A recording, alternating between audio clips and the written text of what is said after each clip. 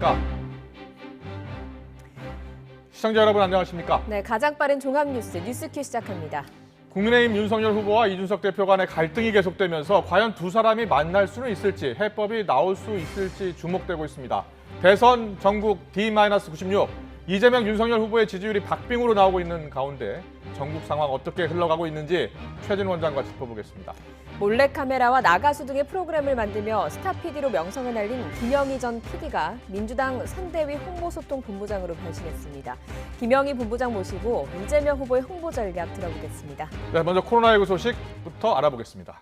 신규 확진자 연일 5천 명 안팎으로 쏟아지고 새로운 변이까지 유입되면서 정부가 한 달 만에 사실상 단계적 일상 회복을 잠시 멈추기로 했습니다. 다음 주부터 수도권의 사적 모임은 6명까지, 비수도권은 8명까지만 가능해지고 방역 패스 적용 범위도 식당과 카페 등 대부분의 다중이용시설로 대폭 확대됩니다. 취재기자 연결합니다. 김잔디 기자.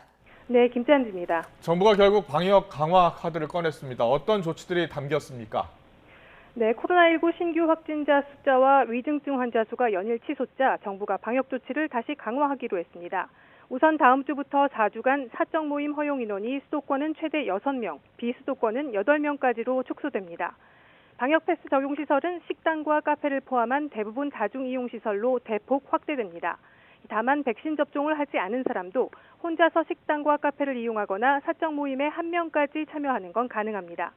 방역 패스 확대와 관련된 조치는 오는 6일부터 시행하되 일주일 동안 계도 기간을 두기로 했습니다.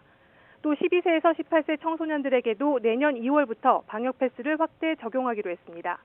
청소년들이 많이 이용하는 학원과 독서실, 스터디 카페 등 다중이용시설이 모두 포함됩니다.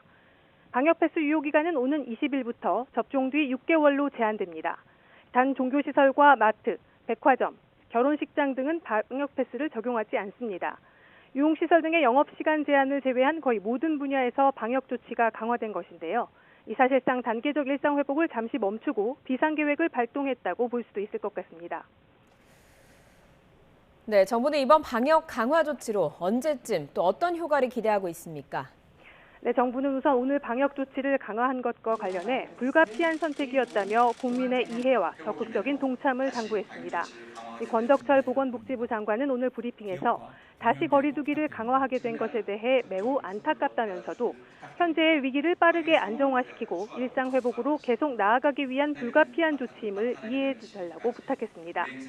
이 방역 당국은 이번 조치와 추가 접종 등이 함께 복합적으로 효과가 나올 것이라고 보고 있다면서 이런 효과들은 1, 2주 정도 뒤부터 나타날 것으로 예상했습니다. 당국은 다만 이런 사회적 대응 조치보다 더 중요한 것이 고령층의 추가 접종과 미접종자의 백신 접종이라며 다시 한번 적극적인 백신 접종을 당부했습니다. 방역당국은 신속하게 3차 접종을 진행하고 있지만 충분한 효과가 나올 때까지 한 달 동안 이런 방역 강화 조치 등 사회적 대응을 통해 유행 증가 속도를 둔화시키고 비상 상황인 의료 체계를 안정화해야 한다고 강조했습니다. 지금까지 사회 2부에서 YTN 김잔디입니다. 나이지리아에서 입국한 뒤 오미크론 변이 감염이 확인된 목사 부부가 동선을 속인 데 이어서 다른 확진자 가족들은 대규모 예배에 참석한 사실이 드러나 방역에 비상이 걸렸습니다. 예배 참석자들 가운데서도 확진 환자가 나오기 시작하면서 변이 바이러스의 지역사회 확산이 우려되고 있습니다. 현장 연결합니다. 김철희 기자. 네, 인천 미추홀구 교회 앞에 나와 있습니다. 네, 오미크론 변이 바이러스에 감염된 목사 부부가 속한 교회 분위기 지금 어떻습니까? 네, 제가 이른 아침부터 이곳 교회 앞에 나와 있었는데요. 교회 안팎을 드나드는 사람들 모습을 거의 찾아볼 수가 없었습니다. 교회 정문에는 여전히 출입 금지를 알리는 시설 폐쇄 안내 문구가 적혀 있기도 합니다. 국내에서 처음으로 오미크론 변이 바이러스에 확진된 40대 목사 부부가 바로 이 교회 소속인데요. 두 사람은 나이지리아에서 귀국한 뒤 실시한 PCR 검사에서 오미크론 변이 감염이 확인됐습니다. 부부의 10대 아들까지도 변이 바이러스에 감염됐습니다. 이들 부부는 지난달 24일 공항에서 자택으로 이동할 때 방역 택시를 탔다고 진술했지만 실제로는 우즈베키스탄 국적의 30대 지인 A씨가 운전한 차를 탔던 것으로 확인됐습니다. 이 때문에 지난달 25일 목사 부부가 확진 판정을 받은 뒤에도 A씨는 밀접 접촉자로 분류되지 않았다가 뒤늦게 오미크론 변이 확전 판정을 받았습니다. 이후 A씨 아내와 장모, 지인까지 줄줄이 감염됐는데요. 설상가상 이들은 지난달 28일 이곳 교회에서 열린 외국인 대상 프로그램에 참여했는데 함께 있던 인원만 400명이 넘습니다. 당시 프로그램에 참석했던 신도들을 대상으로 코로나 검사를 했더니 추가 확진 환자도 나왔습니다. 확진자들이 오미크론 변이에 감염된 것으로 확인되면 시설 내 첫 집단 발생 사례가 됩니다. 오늘 0시 기준 오미크론 변이 감염이 확인된 사람은 목사 부부와 A씨를 포함해 모두 6명. 교회 신도들 등에 대한 PCR 검사 결과가 나오면 오미크론 변이 감염자 수가 많이 늘어날 가능성도 커 방역 당국이 긴장하고 있습니다.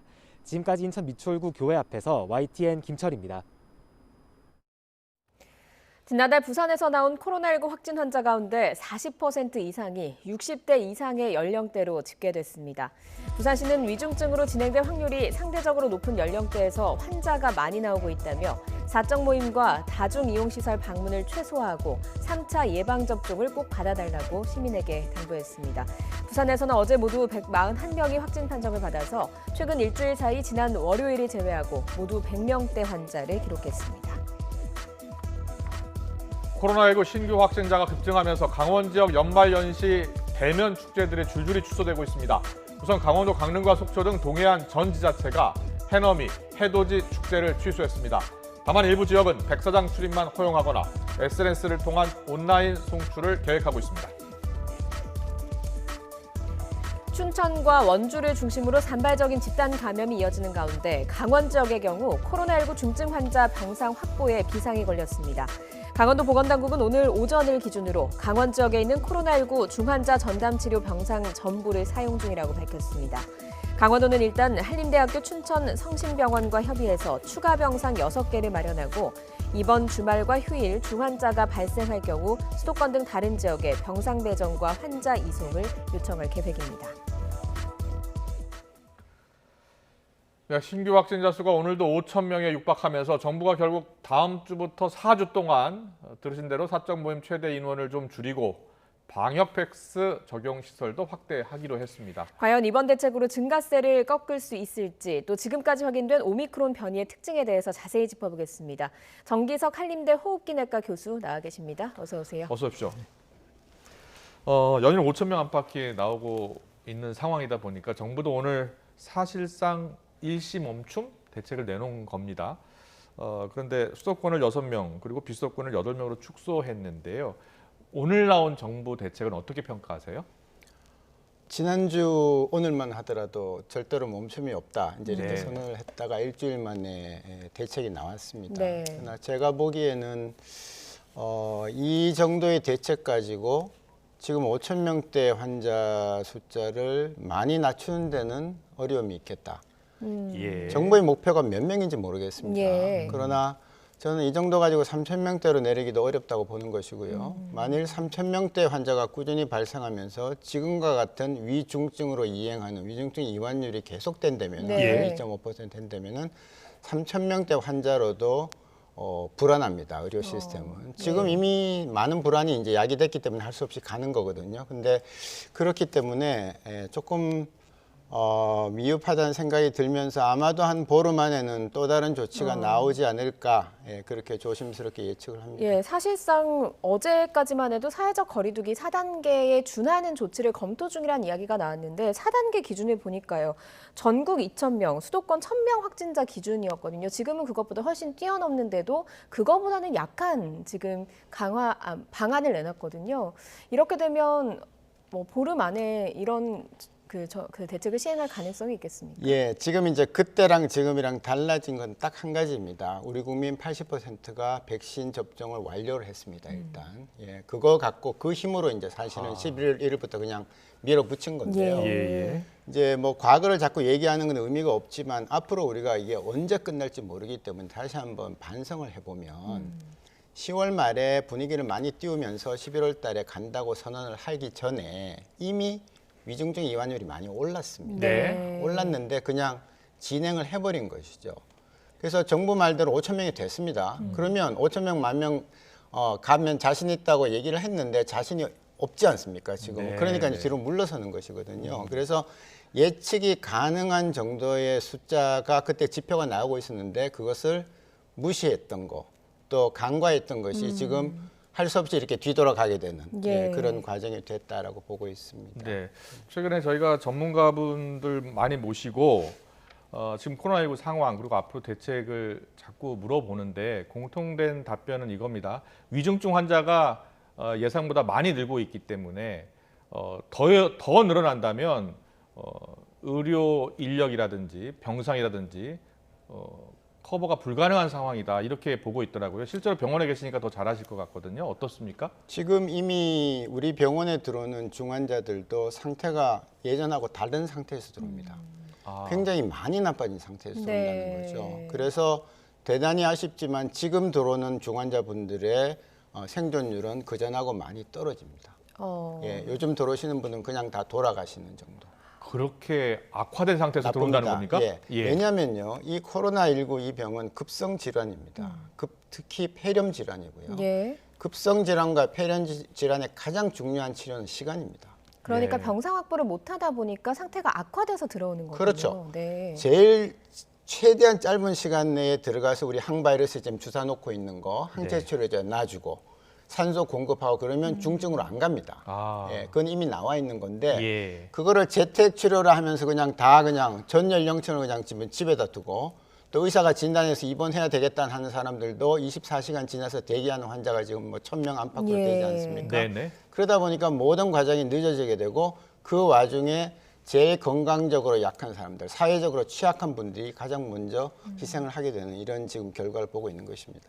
보건당국과 우리 전문가분들이 회의를 하지 않습니까? 그럼 회의를 하면 전문가들이 지금 상황에 대해서 설명을 할 것이고 적극적인 어떤 방어 그리고 방역 대책이 필요하다라고 이야기를 할 것 같거든요.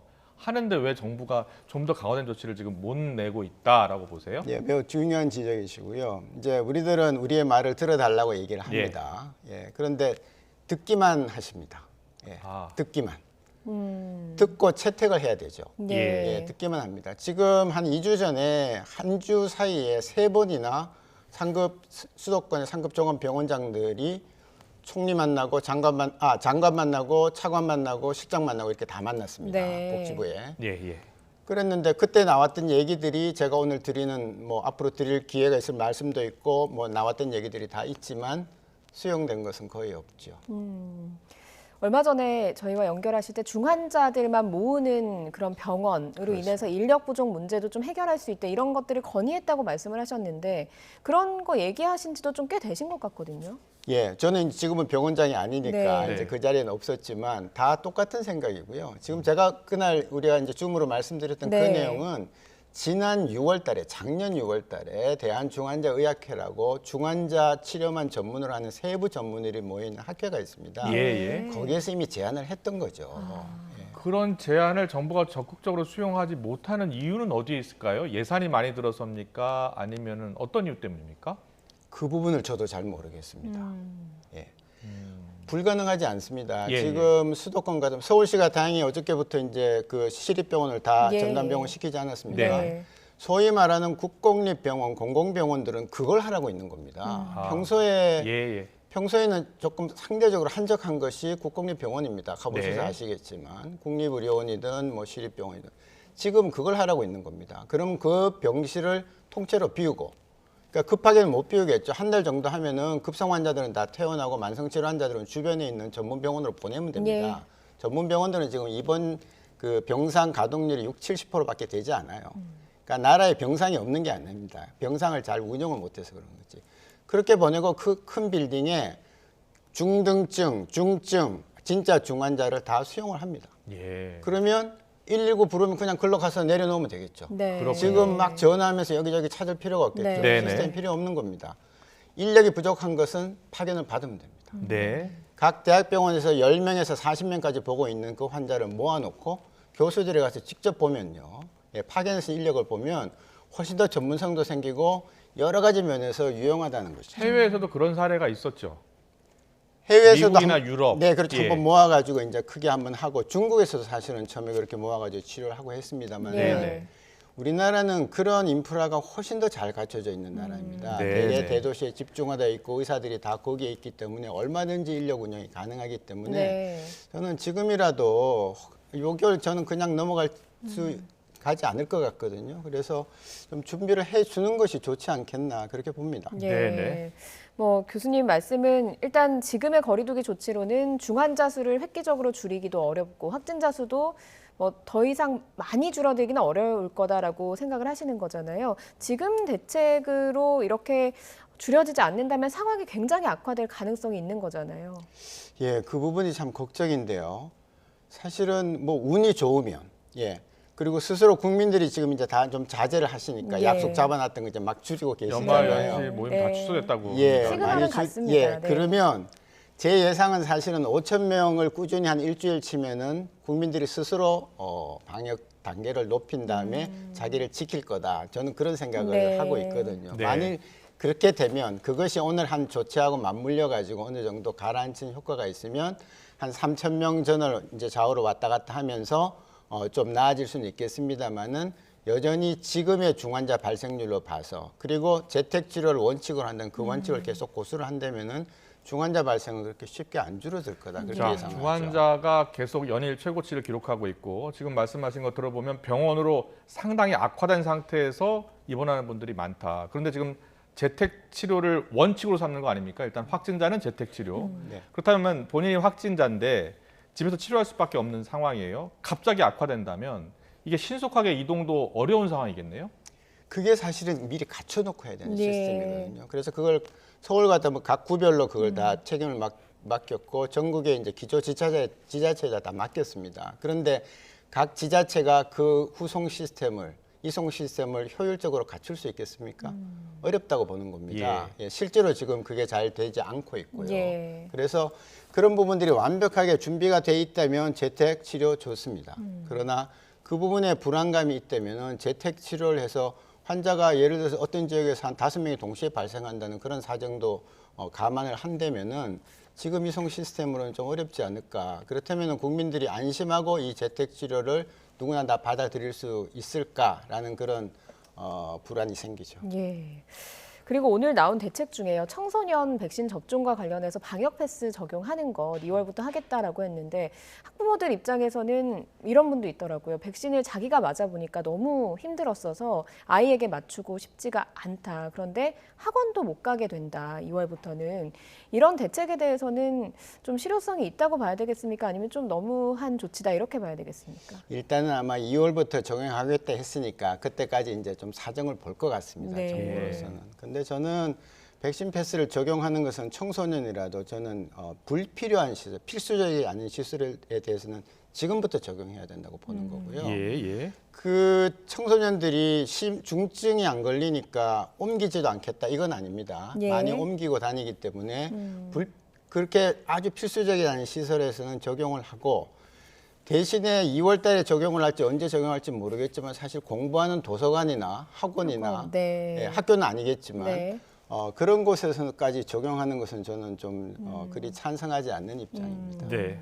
자, 좀 더 강화된 방역 조치. 그러니까 모임 인원도 좀 더 줄여야 하고 그리고 영업 시간도 지금 소상공인분들이 어렵긴 합니다만 영업 시간도 좀 더 제한할 필요가 있다. 이런 이야기들이 많이 나오는데 조금 더 강화된 조치가 구체적으로 어떤 조치입니까? 저는 우선 그 강화를 논하기 전에 이 정말 어려운 상공인들에 대한 보상 조치가 있어야 된다고 예. 보상 조치와 함께. 네.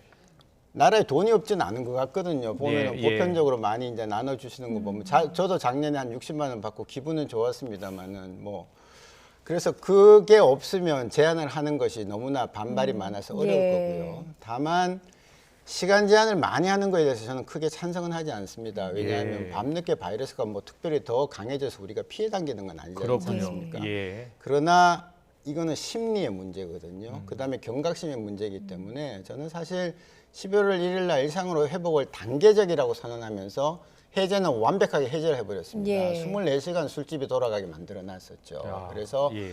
한 12시쯤 되면 대개 일과를 파하고 그냥 좀 모임을 이제 마치고 집에 들어가는 쪽으로 했더라면 지금도 늦지 않았습니다. 그런 정도로 정리를 하면 그렇게 그 영업에 큰 타격을 받을 분들이 많이 있을까요? 정말 야간에 늘 일을 해서 돈을 벌었던 분들은 세금 낸 만큼 돌려주면 됩니다. 네. 70%가 되든 80%가 보상을 해주면 되는 거거든요. 그리고 국민들의 마음가짐은 야 이번 겨울만 이제 마지막 겨울이라 생각하고 예. 조금 더 단단하게 잘 지키자, 네. 방역수칙 좀 지키자는 그런 경각심만 좀 예. 올려줬더라면 더 좋지 않았을까 그런 생각을 합니다. 예, 뭐 보름 안에 어떻게 이제 좀 강화된 대책이 나올지 지켜봐야 할 것 같은데 이렇게 좀 거리두기를 강화해서 시간을 벌어야 되는 이유가 지금은 델타 변이 바이러스, 오미크론 변이 바이러스 두 가지를 다 걱정해야 되는 시점이긴 하거든요. 지금 오미크론 변이 바이러스에 감염된 감염자가 6명이고 이 사람들이 접촉한 사람도 상당해서 지금 교회에서 집단 감염이 나올 것 같다라는 우려도 나오고 있는 사실이거든요. 어떻게 보셨습니까? 저는 오미크론 이미 사회에 들어왔다고 보고요. 네. 다행히 우리나라는 아프리카 쪽은 전수검사를 했습니다. 그래서 이제 아프리카는 걸렀는데 지금 유럽에서 만만치 않은 거 봐서는 유럽 통해서 우리나라 이미 들어와서 퍼졌다고 봅니다. 아. 우리는 15%에 대해서 변이 전수검사를 합니다. 굉장히 많은 겁니다. 네. 그렇지만 나머지 85%는 안 하고 있죠. 네. 그러니까 우리 사회에서 10명이 발견되면 곱하기 6을 해야 되고요. 다른 나라는 5% 하기 때문에 곱하기 20을 해야 됩니다. 그렇군요. 예. 예. 그래서 이제 그런 것들을 생각하면 오미크론은 아마 서서히 들어올 거다. 지금 번지고 있을 거다라는 건데 사실 델타도 버거운데 오미크론까지 들어가서 전파력이 더 세다면은 뭐 설상가상이 되지 않겠습니까? 예. 그러나 지금은 델타에 집중할 때입니다. 델타가 4월 달에 들어와서 우리나라에 100%가 되는 데까지 5달 걸렸습니다. 예. 오미크론이 제 아무리 빨라도 들어와서 이렇게 우세종이 되는 데까지는 저는 1달 반에서 2달은 걸릴 거라고 보거든요.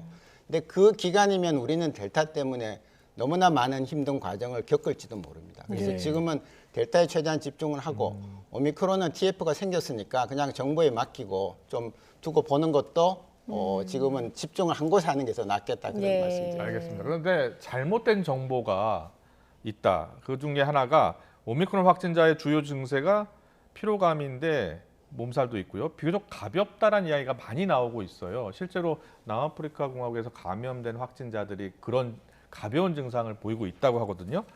그런데 어떤 전문가분들은 실제로 고령층이 걸릴 경우에는 어떻게 증세가 악화될지 모른다라고 이야기하더라고요. 전문가께서 보시기에는 어떻습니까? 예, 제가 우연히 그 첫 보고한 그 여자 선생님 남아공이 네. 이제 이렇게 직접 인터뷰하는 네. 걸 들어봤습니다. 네. 이제 뭐 영어로 하는데 저희 메디칼 이제 그 의학 용어를 쓰니까 다 알아듣죠. 네. 예. 그래서 분명히 그분이 이렇게 얘기했습니다. 자기가 주로 보는 환자는 봤던 환자 40세 이하이기 때문에 증상이 가볍지만 결코 이것이 가벼운 것이 아니다. 40대 이하라는 표현이 들어갔군요. 예, 40세 이하 환자를 자기가 주로 봐서 그렇다는 겁니다. 예. 우리나라도 마찬가지입니다. 40세 이하는 증상이 별로 없습니다. 그렇군요. 예. 예, 예. 그래서 그런 단편적인 걸 갖고 사람들이 너무 이제 너무 이제 희망을 가지는 건데 희망을 뭐 버리지 않는 건 좋습니다만은 이거는 좀 더 지내봐야 합니다. 예, 얼마나 걸릴까요? 알 수 있을 때까지?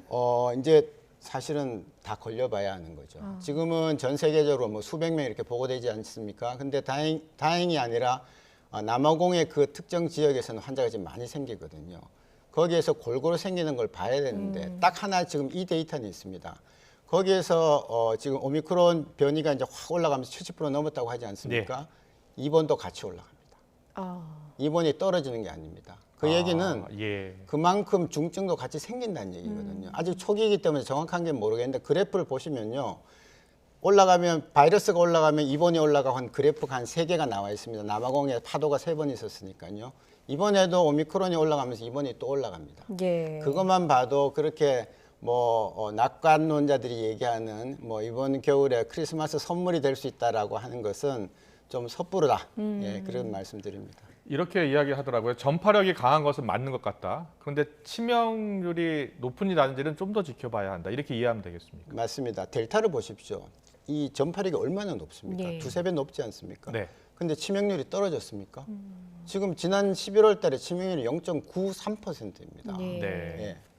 그래서 이것도 떨어지긴 떨어지지만 그보다 약간 떨어진다고 해서 우리가 안심할 수 있겠습니까? 네. 전파력은 3배인데 치명률이 한 2배 정도 2분의 1로 떨어진다고 해서 절대 안심할 수 있는 건 아닙니다. 네. 절대 사망자는 더 늘게 마련입니다. 그렇군요. 알겠습니다. 앞서서 델타 변이에 지금은 집중할 때다. 이걸 일단 막고 보자라고 설명을 해주셨고 여러 차례 거리두기 강화를 조금 더 해야 된다라고 말씀을 해주셨지만 일단은 지금 확산세를 막기 위해서 당장에 뭐 보름이 아니라요. 당장에 필요한 조치 어떤 것들이 좀 있겠습니까? 각자 개인 자기가 지켜야죠. 예. 그래서 나가실 때 마스크 쓰면 제가 아까 스튜디오에 들어올 때 여기 와서 벗지 않았습니까? 예. 그냥 자세를 그게 뭐 크게 차이는 없겠지만 나가실 때 마스크 쓰고 그냥 일 다 보시고 집에 들어오실 때 마스크 벗는다. 중간에 한 번도 안 벗는다 이렇게 생각하셔야 되고요. 한 번도 안 벗으려면 누구 만나서 오랫동안 밥 먹으면 안 되겠죠. 네. 예, 그래서 그런 자세를 갖고 임하시는 수밖에 없습니다. 왜냐하면 나머지 모든 정책은 정부가 정하는 대로 우리가 따라가는 수밖에 없기 때문에 뭔가 더 할 수는 없거든요. 네. 내가 그것만 잘 지켜도 네. 전체적으로 감염자 수도 줄지 않을까 그렇게 예. 기대합니다. 네, 알겠습니다. 전문가들의 의견 상당히 중요하고요. 정부가 그동안 계속 강조했던 내용 중에 하나가 선제적인 예방 조치였거든요. 지금 그런 조치를 내놓을 때가 아닌가 싶습니다. 정기석 한림대 호흡기내과 교수와 함께했습니다. 잘 들었습니다. 고맙습니다.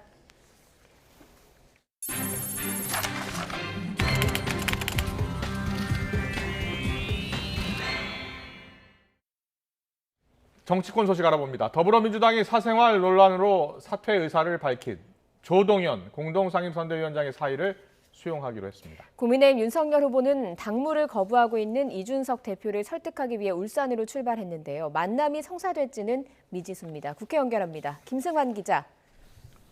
네, 국회입니다. 네, 어젯밤 조동연 위원장이 사퇴하겠다는 뜻을 사실상 발표를 했는데 민주당이 조금 전에 이를 수용하기로 했다고요? 네, 고용진 수석 대변인은 조 위원장이 아이들을 보호하기 위해서 사퇴해야겠다는 입장이 확고해서 이재명 후보와 상의해 사직을 수용하기로 했다고 밝혔습니다. 이재명 후보는 SNS에 모든 책임을 후보 자신이 지겠다고 했는데요. 조 위원장과 가족에게 미안하다며 더는 상처가 되는 일이 없도록 배려해달라고 당부했습니다. 앞서 송영길 대표도 특히 아이들 신상까지 공개하는 행위에 대해 강한 어조로 비판했는데요. 직접 들어보시죠. 이재명 후보를 돕기 위해 선대위에 참여한 사람을 10년 전에 이미 양자가 합의해서 따로 다 가정을 이루고 있는 사안인데 그 아이를 얼굴 이름까지 이렇게 밝혀서 공격하는 이런 비열한 행위는 언론의 정도를 벗어난 것이라고 생각이 듭니다. 당 법률지원단은 조 위원장의 사생활을 폭로한 유튜브 채널 가로세로 연구소와 강용석 변호사 등에 대해서 서울중앙지검에 명예훼손과 후보자 비방 혐의로 고발했습니다. 네, 이번엔 국민의힘 소식도 짚어보겠습니다. 이준석 대표와 윤석열 후보 간의 갈등이 심상치 않은 가운데 윤 후보가 이 대표를 만나러 갔다고요? 네, 윤 후보는 오늘 오후 당사를 나서면서 취재진에게 이 대표를 뵙고 여러 의견을 경청하겠다 이렇게 말했는데요. 조금 전 이 대표가 있는 울산으로 출발한 것으로 확인됐습니다. 앞서 윤 후보는 이 대표와 만나고 싶다는 의지를 강하게 밝혔는데 직접 들어보시죠. 그래서 저는 만나고 싶습니다. 지금 작금의 상황에 대해서 저도 좀 당황스럽고 제 스스로가 좀 이해 안 되는 부분이, 그러니까 뭐 그런 거를 오해라고 할 수도 있겠습니다만은 저는 이준석 대표에 대해서 오해를 한 사실이 없습니다. 저에 대해서 좀 아쉬운 점이 있다면은 언제든지 만나서. 이준석 대표도 울산에 도착하기 전 머물렀던 제주도에서 기자들과 간담회를 열며 자신의 입장을 밝혔습니다. 앞서 윤 후보 측에서 만나자고 제안하며 의제를 사전 조율해야 만날 수 있다고 했다면서 불쾌감을 드러냈습니다. 이 대표의 말도 직접 들어보시죠. 후보 측에서 이제 저희 관계자에게 만나자는 제안을 하면서 의제를 사전 조율해야지만 만날 수 있다고 했다고 합니다. 저는 거기에 대해서 굉장한 당혹감을 느낍니다. 저는 의제 조율할 생각 없고요. 저는 후보가 만나자고 하면은 제가 올라가겠습니다. 이 대표는 오늘 오후 울산에 도착해 울산이 지역구이자 중재를 위해서 내려온 김기현 원내대표와 만나고 있는 것으로 확인됐지만 윤 후보와 만나게 될지는 불투명합니다. 이런 가운데 국민의힘 초선과 재선 의원들은 윤 후보와 이 대표가 진정한 국민의 힘이 되고 국민의 원팀을 이끌어달라며 잇따라 성명을 발표했습니다. 마지막으로 내년 예산안 처리 소식 알아보겠습니다. 사실상 민주당이 단독으로 처리를 한 겁니까? 네, 오늘 오전 본회의에서 내년 예산안이 법정 시한을 하루 넘겨서 통과됐습니다. 재석 의원 236명 가운데 159명이 찬성했고 반대는 53명, 기권은 24명이었습니다. 애초 정부안보다 3조 3천억 원이 늘어난 607조 7천억 원으로 역대 최대 규모인데요. 손실보상금과 지역화폐 등 소상공인 지원 68조 원이 포함됐고 코로나19 대응을 위한 방역과 의료 지원 예산 7조 원이 담겼습니다. 앞서 경항공모함 사업과 소상공인 손실보상액을 두고 민주당과 이견을 보인 국민의힘은 본회의에서 특별한 저지 없이 일부 의원들이 투표에 참여해서 반대나 기권표를 던졌습니다. 지금까지 국회에서 YTN 김승환입니다. 네, 아마도 대한민국 1호 스타 PD 아닐까 싶습니다. 80년대 쌀집 아저씨라는 애칭을 가지셨고요. 90년대에는 양심냉장고, 2000년대에 나는 가수다까지 연예인만큼 친숙한 김영희 전 PD가 대선을 90여일 앞두고 민주당의 홍보소통본부장으로 돌아왔습니다. 네, 지금 저희 옆에 스튜디오에 나와 계신데요. 그 이야기를 직접 들어보겠습니다. 어서 오세요. 네, 안녕하십니까. 방송 경력이 워낙 많으시고 35년 정도 하셨죠. 네네네. 예, 별로 이렇게 스튜디오에 나온 거 떨리지 않으실 것 같은데 어떠세요? 아, 떨립니다. 왜냐하면 제 앞에 예. 항상 유재석 씨나 예. 이경규, 강호동 씨가 있어야 되는데 다른 분들이 계시니까 좀 긴장이 되네요. 네, 생방송 뉴스도 처음이라고. 생방송 스튜디오에 나온 건 처음입니다. 네. 자, 10여 년 전부터 정치권에서 김영희 본부장 영입설이 많았잖아요. 네네. 계속 거절해 오다가 제가 듣기로는 국민의힘에서도 합류를 요청했고 민주당에서도 적극 요청했고 했다고 하는데 이런 영입설이 나올 때 그동안 영입설이 있었는데는 거부했는데 이번에는 가야겠다라고 생각한 근본적인 이유가 뭐예요? 제가 사실은 그 콘텐츠를 통해서 네. 국민들과 소통을 하고 사회에 기여를 하는 것이 사실은 정치에 참여하는 것보다는 훨씬 더 영향력이 있겠다라고 예. 생각을 해서 그걸 이제 거절을 해온 건데 네. 이번에는 이 선거가 이 대통령이 누가 되느냐에 따라서 굉장히 우리 국민의 삶이 달라지는 그런 아주 중요한 계기가 되기 때문에 한번 해볼 만한 가치가 있다고 생각을 했습니다. 네. 예. 대통령이 누가 되느냐에 따라서 국민의 삶이 바뀔 수도 있다라고 이번에 생각을 하셨다는 그런 네. 부분이 어떤 부분인가요? 한쪽은 공정을 강조하고 한쪽은 경제를 강조하고 막 이렇잖아요. 사실은 근데 이게 둘 다 있어야 되는 사회 아닙니까? 네. 예. 그래서 사실은 이제 능력이 있고 실제로 마음이 좀 따뜻하고 이 약자들을 이렇게 배려할 수 있는 그런 대통령이 되어야 우리가 정말 따뜻한 사회가 될 수 있지 않을까. 그리고 잘 사는 모두가 내 삶이 편안해지는 그런 삶을 살 수 있지 않을까 생각합니다. 너무 좋은 말씀이시죠. 약자를 위한 그리고 모두가 잘 사는 네네. 그런 사회를 만들기 위해서 대통령이 누가 되느냐 많은 고민을 하셨을 것 같은데 네네. 처음에는 국민의힘에서 제안을 해서 고민 많이 하셨다고 네. 들었거든요. 그런데 네네. 당시에 국민의힘에 누구 만나신 거예요? 이준석 대표가 직접 만나자고 했습니까? 아니면 누가 만나자고 했습니까? 이준석 대표는 사실 만나지 않았고요. 네. 지금 유력한 국민의힘의 유력한 인사 몇 분과 네.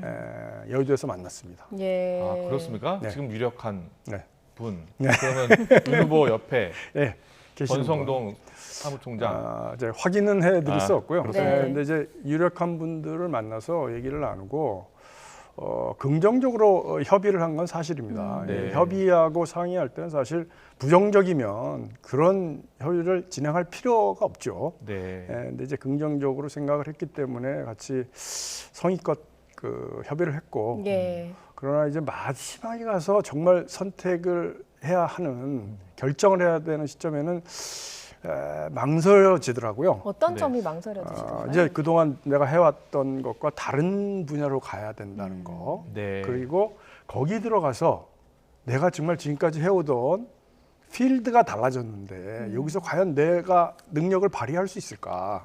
국민의힘에서요. 그러니까 어디에 들어가든지. 네. 예. 네.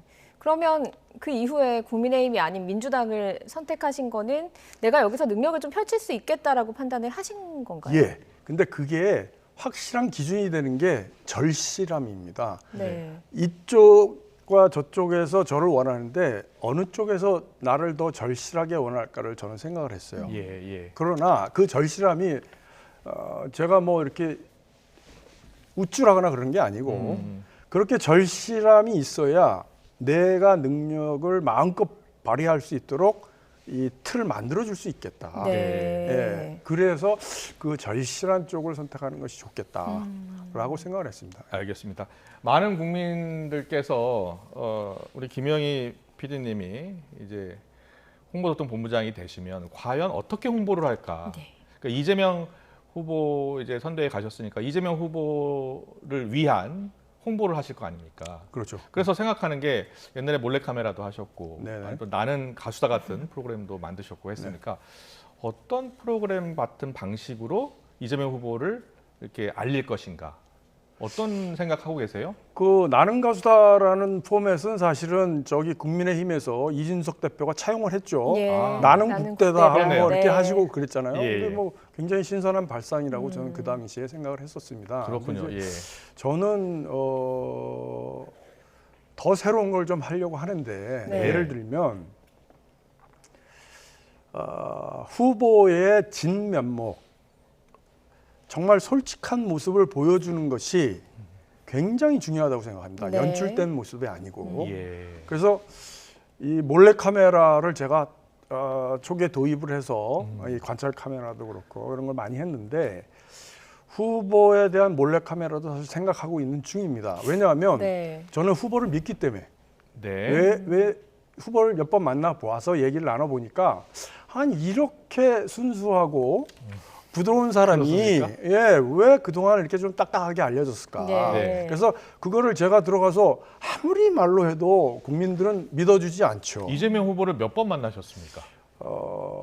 결정하기 전에는 한번 결정하기 직전에 예. 마지막으로 만났고 그 전에는 전화로 굉장히 많은 소통을 했습니다. 예. 그리고 결정을 하고 나서도 사실 그 다음에는 계속 만났죠. 그렇군요. 네네. 예. 그래서 네, 그 네. 만나다 보니까 이렇게 말랑말랑하고 따뜻한 사람인데 왜 그동안 이렇게 강하게만 보여줬을까? 그래서 그거를 좀 다르게 어필할 수 있는 방법은 솔직한 모습, 있는 그대로의 모습을 좀 보여주는 게 좋겠다. 예. 그래서 제가 몰래카메라 같은 것도 좀 생각을 하고 있고 예, 예. 다른 이벤트 같은 것도 많이 생각하고 근데 있습니다. 지금 몰래카메라 예고를 하셔서요. 후보가 준비하지 않을까요? 그건 아무 상관이 없습니다. 왜냐하면 제가 이경규의 몰래카메라를 한 2년 정도 계속 했는데 매주 네. 네. 모든 연예인이 경계를 했습니다. 네. 그래도 다 성공했습니다. 어. 네. 이 표정을 보면 국민들은 다 압니다. 이게 짜고 한 것인지 아닌지를. 그렇죠. 네. 그런데 대선이 이제 96일밖에 안 남았으니까 여러 가지 준비를 많이 하셔야 될 것 같은데 얼마나 준비가 된 겁니까? 예. 지금 제가 들어가서는 준비가 잘 안 돼 있고요. 네. 아직 들어간 지 이틀째이기 때문에 그래서 지금 책임자들과 만나서 지금 소통을 하고 있고요. 아, 예. 일단 이 전체 민주당의 본부를 6개로 슬림화하고 그중에 예. 홍보본부를 하나를 뒀는데 그렇습니다. 홍보본부를 가보니까 거기도 좀 비대하더라고요. 아, 그래서 그것도 좀 줄이고 네. 이 개념을 좀 바꿔서 네. 좀 가볍게 나올 네. 생각입니다. 예. 네. 예, 예. 뭐 전문가시니까요. 이거 한번 여쭤보고 싶습니다. 윤석열 후보 만나 보셨습니까? 만나러 가자고 그러는데 못 만났습니다. 예. 아, 그러면은 윤석열 후보는 어떤 사람인지 잘 모르시겠네요. 근데 비춰지는 걸 보면 예. 네. 굉장히 성격이 소탈하고 그분도 거침없이 네. 나가는 네. 그리고 정의감에 불타고 굉장히 좋은 점들이 많더라고요. 예. 그럼 이재명 후보와 비교를 했을 때 좀 비교를 했을 어떤 때 캐릭터가 겹친다? 아니면 좀 다르다? 캐릭터 네. 겹치는 부분은 서로 거침없이 돌파력이 있다. 예. 이런 게 겹치는 부분인 것 같고 약자를 배려하고 그늘진 곳에 이렇게 좀 이 빛을 이렇게 바라볼 수 있는 능력은 이재명 후보가 좀 나은 것 같고 네. 그리고 윤석열 후보는 거침없는 진짜 이 카리스마로 전국을 장악하면서 네. 갈 수 있지 않을까 이런 생각이 듭니다. 알겠습니다. 그러면 앞서 이재명 후보를 만나보니까 왜 그런 이미지가 생겼는지 모르겠다라고 하셨는데 네네. 그런 이미지를 이 대선 기간에 본부장님께서 바꿀 수 있다고 보세요? 있다고 봤기 때문에 합류를 결정한 겁니다. 네. 네, 왜냐하면 그 저를 만날 때마다 후보께서 마음대로 하시라라는 얘기를 많이 하셨어요. 예. 저를 모시는데 마음대로 하게 못 해드리면 모시는 의미가 없지 않느냐. 마음대로 하시라라는 얘기를 많이 들었습니다. 네. 그렇군요. 그래서 정권을 가지고 몰래카메라 같은 것도 기획을 할 수 있겠다라고 판단을 하신 거군요. 네, 그렇습니다. 네. 그런데 지금 이번 대선이요, 역대급 비호감 선거다 이런 것도 있거든요. 이제 전문가시니까 어떻게 이 부분에 대해서 왜 그렇다고 생각을 하시나요? 비호감도가 높을까요? 뭐 흔히 얘기하는 그 사생활, 양측의 사생활에 대해서 비호감이 많이 있는 것 같고요. 그리고 아까 말씀드렸다시피 자꾸 이제 강하게 밀어붙이는 거 사실 국민들 좋아하지 않거든요. 이제 그런 것들, 그런 것이 이유라고 생각을 하는데, 이 전반적인 홍보 전략에도 이유가 있다고 생각을 합니다. 우리 후보가 잘한다 라는 것만 보여주기 위해서 서로 그런 면만 강조를 한 거죠. 그러다 보니까 캐릭터는 강하고 사생활은 막 서로 들춰내다 보니까 사실은 그야말로 사생활로 있어야 되는 문제들까지 다 나오니까 선거판이 진짜 제가 생각하기에 굉장히 그 비호감도가 높은 만큼 이 선거판의 이 짜증이 나는 실증도가 높은 것 같아요. 이재명 후보가 가장 공을 들이고 있는 세대가 2030 청년 세대잖아요. 그런데 보면 청년 세대가 이 정치에 대한 반감이 크고, 특히 최근에 민주당에 대한 반감이 커졌잖아요. 여기에 대해서는 어떻게 보고 계시고 어떻게 극복할 수 있다고 보세요? 2030 세대를 발탁을 해서 그 대표성을 줘서 어느 자리에 이렇게 탁탁탁 앉히는 거, 그거는 사실은 그걸로 끝나서는 절대 성공할 수 없다고 봅니다. 그리고 뭐 그들의 얘기를 잘 들어주면은 될 것 같이 생각을 하고, 정치권에서 양쪽에서 다 그렇게 하고 있거든요.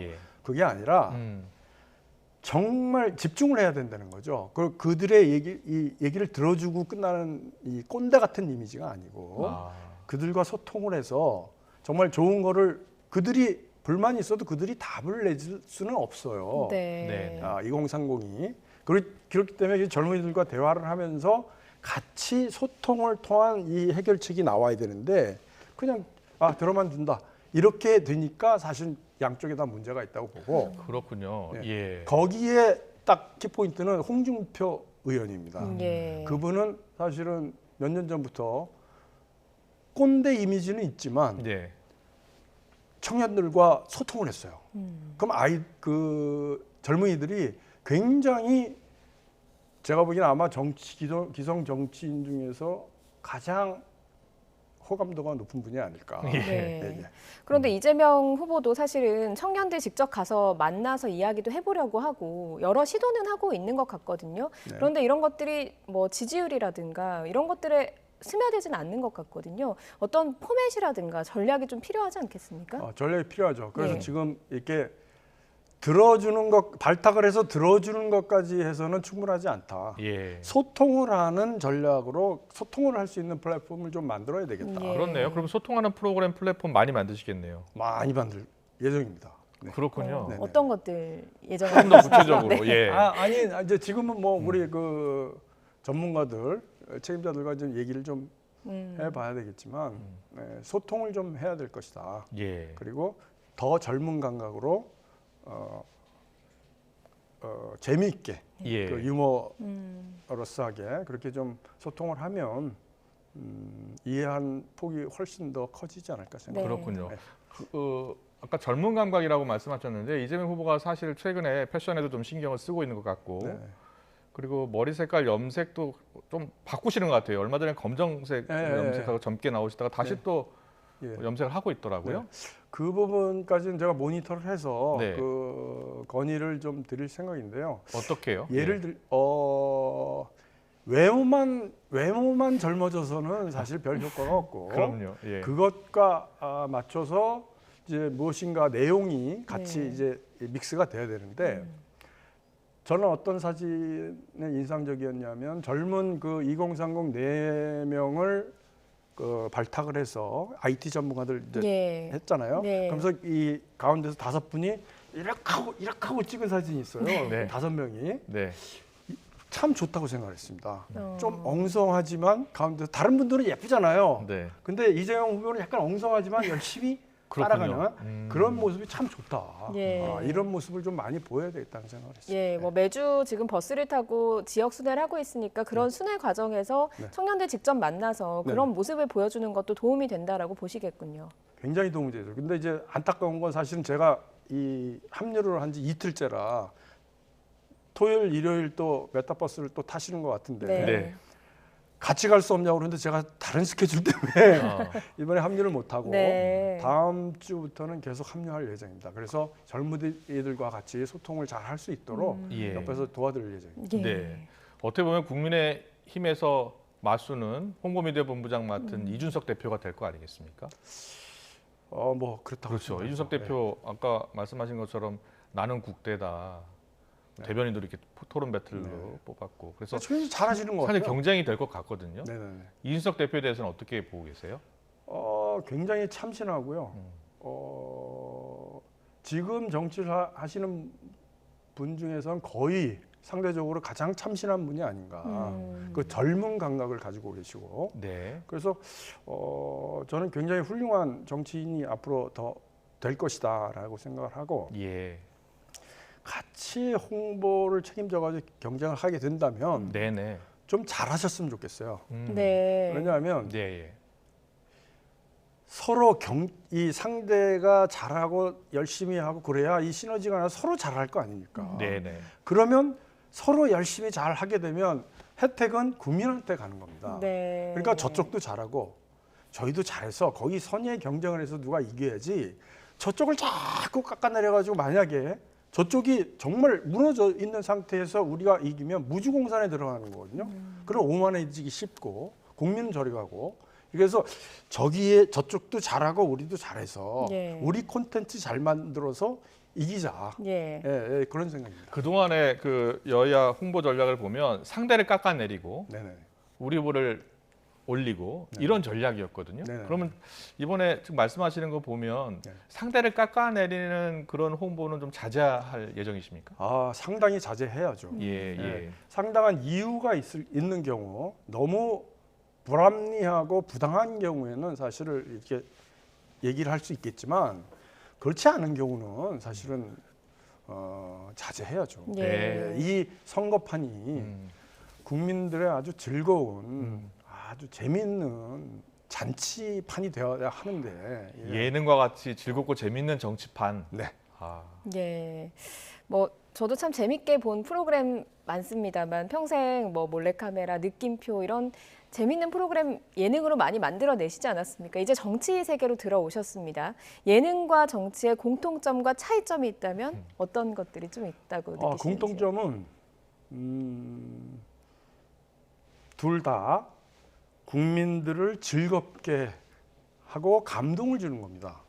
그게 줄 수 있다는 지금 정치가 감동을 주고 있습니까? 줄 수 있다는 게 공통점이고 예. 그 차이점은 이 예능은 정서적인 즐거움을 주면 되고 예. 이 정치는 정말 삶의 실질적인 즐거움을 주면 되는데 네. 네.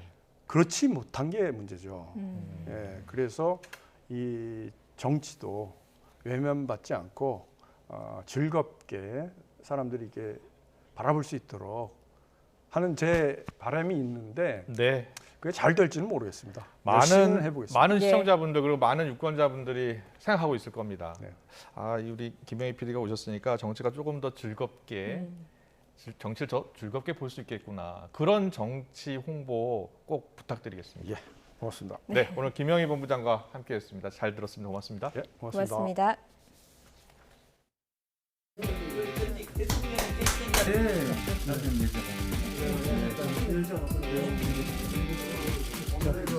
한마디는 하고 가야 되겠네. 이 자리가 되신 겁니다. 나가서 서생의 문제의식과 상인의 현실 감각이 필요하다 말씀하셨는데 제가 정말로 그렇게 해보려고 노력합니다. 김대중 대통령께서 허락해 주셔서 이 자리에 앉아 계신 것 같은 그 심정입니다.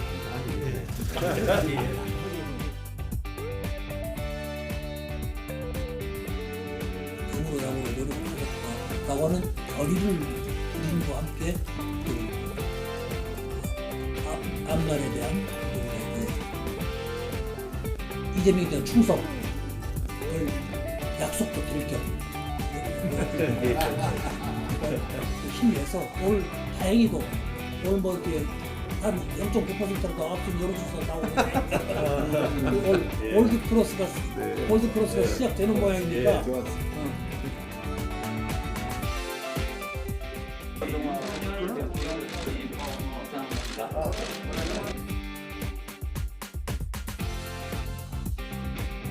과거에 학창 시절에 TV에서만 뵀던 듣고 계시네요. 정말 이현 시대를 아주 풍미하셨던 이런 어르신들 되니까 참 감회가 좀 남다른 것 같습니다.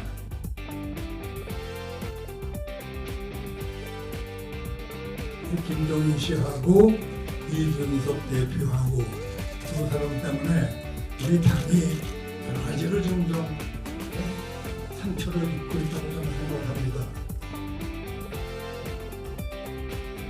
아무리 좀 불쾌하고 불편하더라도 꾹 참고 당장 오늘 밤이라도 이준석 대표가 뭐 묻고 있다는 걸 경상도 바닷가 찾아가서 손잡고 같이 하자.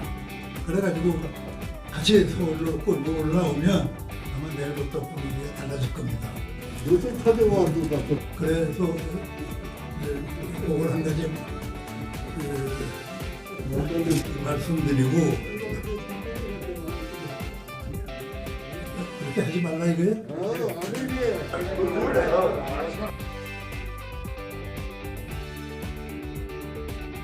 지금 여론조사나 이 분위기를 보면은 윤석열이냐 그 사람 이재명이냐 그럴 때 윤 후보가 좀 더 여론의 우위를 차지하고 있습니다만은 그 인기라는 건 언제 어떻게 변할지 몰라요. 지금도 벌써 초판하고 이거하고 많이 바뀌었다고요.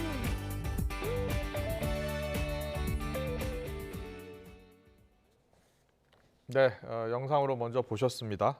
정치권 이슈죠. 대선 전국이 본격화하면서 이렇게 여야 양전의 새싸움도 거세지고 있고 또 보신 것처럼 야권 원로 모임에서도 가장 큰 화두는 윤석열 후보, 이준석 대표 이 선대위 갈등이었습니다.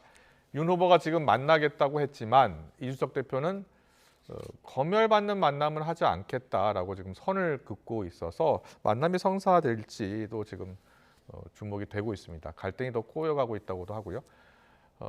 여당에서는 30대 워킹맘을 전면에 내세웠었죠. 그런데 사생활 문제로 결국은 사퇴했습니다. 조동현 선대위원장 인선을 두고서 민주당 선대위도 갈등을 진통을 겪고 있습니다. 시간이 갈수록 달아오르고 있는 전국 상황을 최진 대통령 리더십 연구원장과 함께 자세히 짚어보겠습니다. 어서 오십시오. 예, 안녕하십니까. 안녕하세요.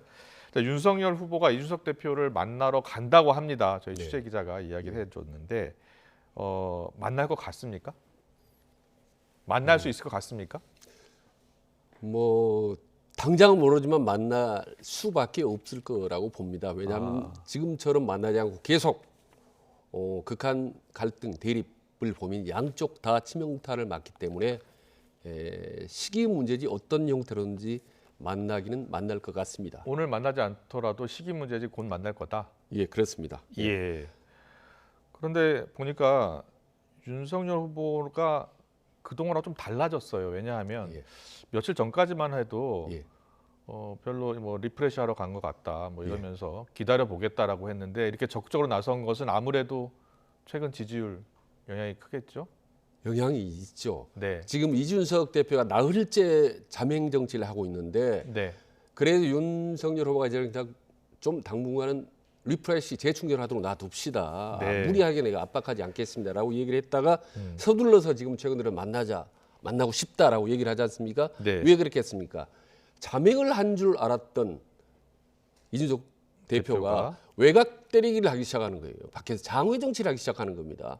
아, 지금 장외 정치를 하고 있다고 장외 보신 정치를 거군요. 세게 한다고 보는 거다. 엊그제 언론 인터뷰 보셨습니까? 네. 당 대표는 후보의 부하가 아니다라고 세게 지금 밖에서 정치를 하고 있고 기자들하고 접촉을 하고 있거든요. 어제 언론 인터뷰에서 그랬습니다. 그렇습니다. 그래서 외곽 때리기를 세게 하니까 아 뜨거 하고 뒤늦게 손을 내미는 그런 저는 모양새라고 저는 봅니다. 그런데 예. 진짜 윤석열 후보가 이준석 대표를 부하로 보고 있는 것 같습니까? 그건 아닌데요. 네. 결과적으로 그런 모양으로 비춰지는 것. 왜냐하면 패싱이 벌써 여러 번 나오기 때문에 네. 무시하거나 우습게 보는 것 같은 느낌을 주는 거죠, 외부에. 아, 실제와는 상관없이. 예. 근데 이제 왜 그렇게 하느냐가 문제 아니겠습니까? 네네. 왜 윤석열 후보는 직접 이준석 대표가 소통을 못 하느냐. 이게 이제 문제인데 예. 제가 보기에는 윤석열 후보에게 실권이 없기 때문에 누구에게요? 윤석열 후보가 정치 경험이 없기 때문에 네. 영선이기 때문에 예. 실권이 없다라는 무슨 뜻이냐면 네. 대선 국면의 실권이라는 건요. 돈하고 조직입니다. 네. 돈과 조직을 실질적으로 장악을 하고 있는 사람은 중진들이거든요. 중요한 의미가 있습니다. 지금 이준석 대표가 예. 강하게 불만을 갖고 있는 윤핵관, 예. 윤석열 핵심 관계자? 예.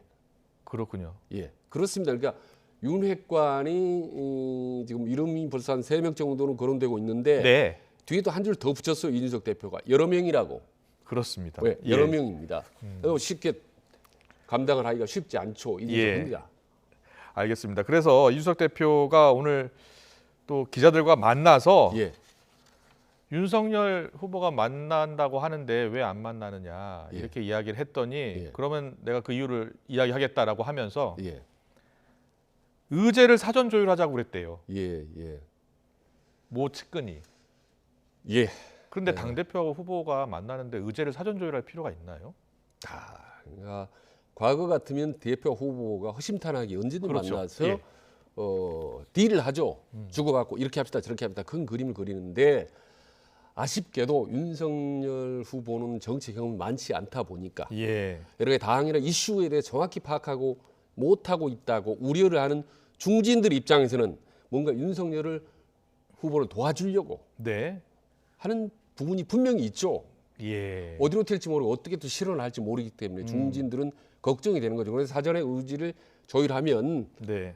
저도 분란의 소지가 없지 않겠다 이렇게 생각을 하겠지만 이준석 대표 입장에서는 그게 마치 하이네들이 네. 주임목 와글와글 하는 것처럼 보이는 거고 실제로 하이네라는 하이에나. 표현을 쓰고 있는 거죠. 알겠습니다. 결국 이준석 대표의 발언의 핵심은 예. 윤핵관, 예. 윤석열 후보 핵심 관계자들 언론 인터뷰를 통해서 자꾸 여러 이야기 하는데 한마디로 인사조치해야 된다는 겁니다. 예. 그리고 여기에 대해서 윤석열 후보는 또 이런 얘기를 했어요. 그런 얘기를 듣지 못했다 이렇게 예. 이야기했는데 자, 어떤 발언을 했는지 두 사람의 발언을 영상으로 구성했습니다.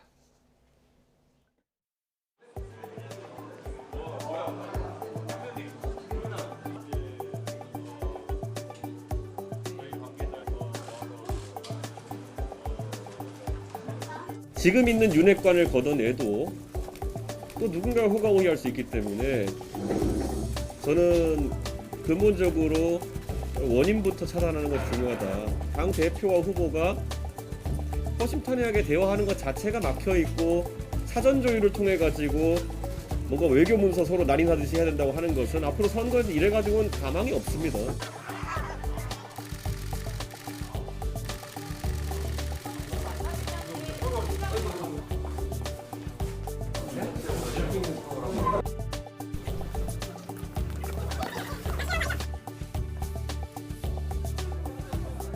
바깥에서 돌아다니는 어떤 소문을 들으신 것 같은데 저는 뭐 그런 얘기를 제 주변에서 저한테 하는 거를 들어보지 못했습니다. 제가 오늘도 사실 일정을 좀 정리하고 제주도를 가려고 그랬는데 다시 또 장소를 옮긴다 그러고 그리고 뭐 안 만나겠다고 또 선언을 해놨는데 네? 그래서 그렇게 좀 이해를. 여기까지 할게요. 네.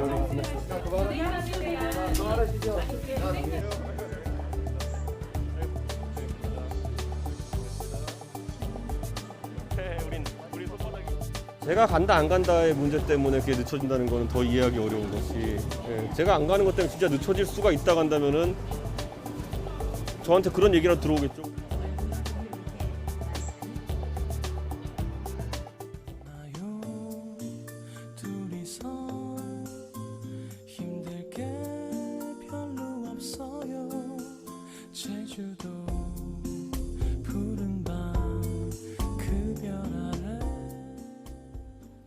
네.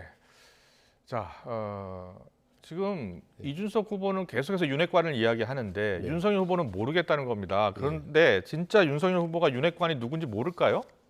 아, 왜 모르겠습니까? 그러니까요. 알 것 같은데요. 예, 대선 후보쯤 되면요. 옆에 참모, 비선, 뭐 공조직 할 것들이 전부 수시로 보고를 합니다. 네. 그러나 이제 누군다고 라고 알고 있다고 또 답변할 수도 없는 거 아니겠습니까? 네. 난처한 입장인 거죠.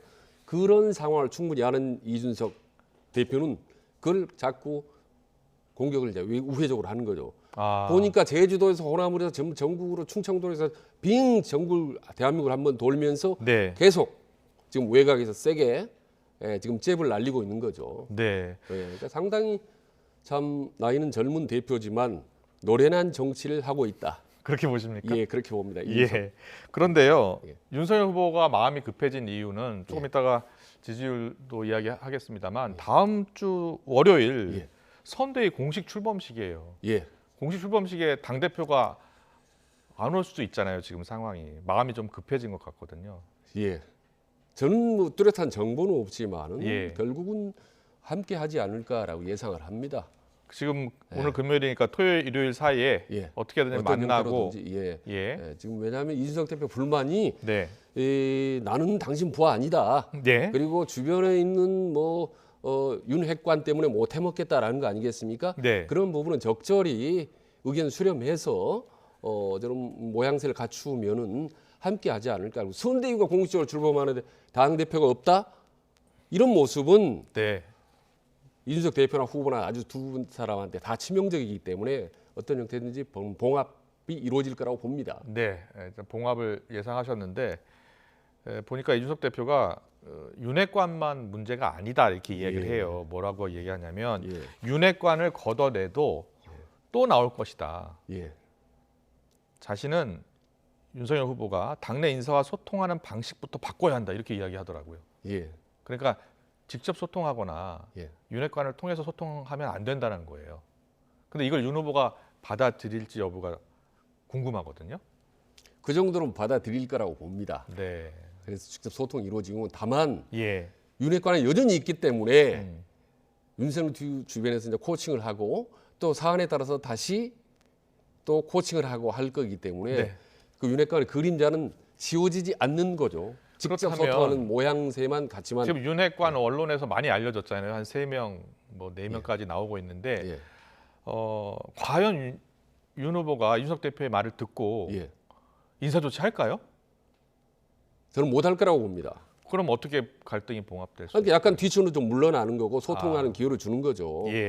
뭐 하이에나라고 그러는데 혹시 동물의 왕국 보셨는지 모르겠지만은 하이에나 무리가 사자하고 맞붙으면요 밀리지 않습니다. 사자도 이겨요.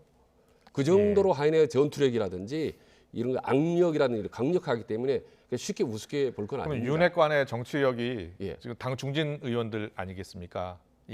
포함하고 있는 거죠. 사실 포함하고 지금 그렇게 지목을 하고 있는 거 아니겠습니까? 알겠습니다. 쉽지가 않습니다. 그게. 다만 이제 돌아올 수 있는 명분을 줘야 되기 때문에 이준석 후보에게 대표에게 그렇기 때문에 지금과는 좀 다른 모양새 그리고 적절한 인사의 모양새 이 정도는 아마 하지 않을까 싶습니다. 그러니까 본질적인 구도의 변화는 현재 보기에는 어렵다라고 보는 거죠. 알겠습니다. 그런데 이준석 대표가 자신을 모욕했다고 한 얘기가 바로 홍보비입니다. 지금 이제 홍보미디어 본부장 아닙니까?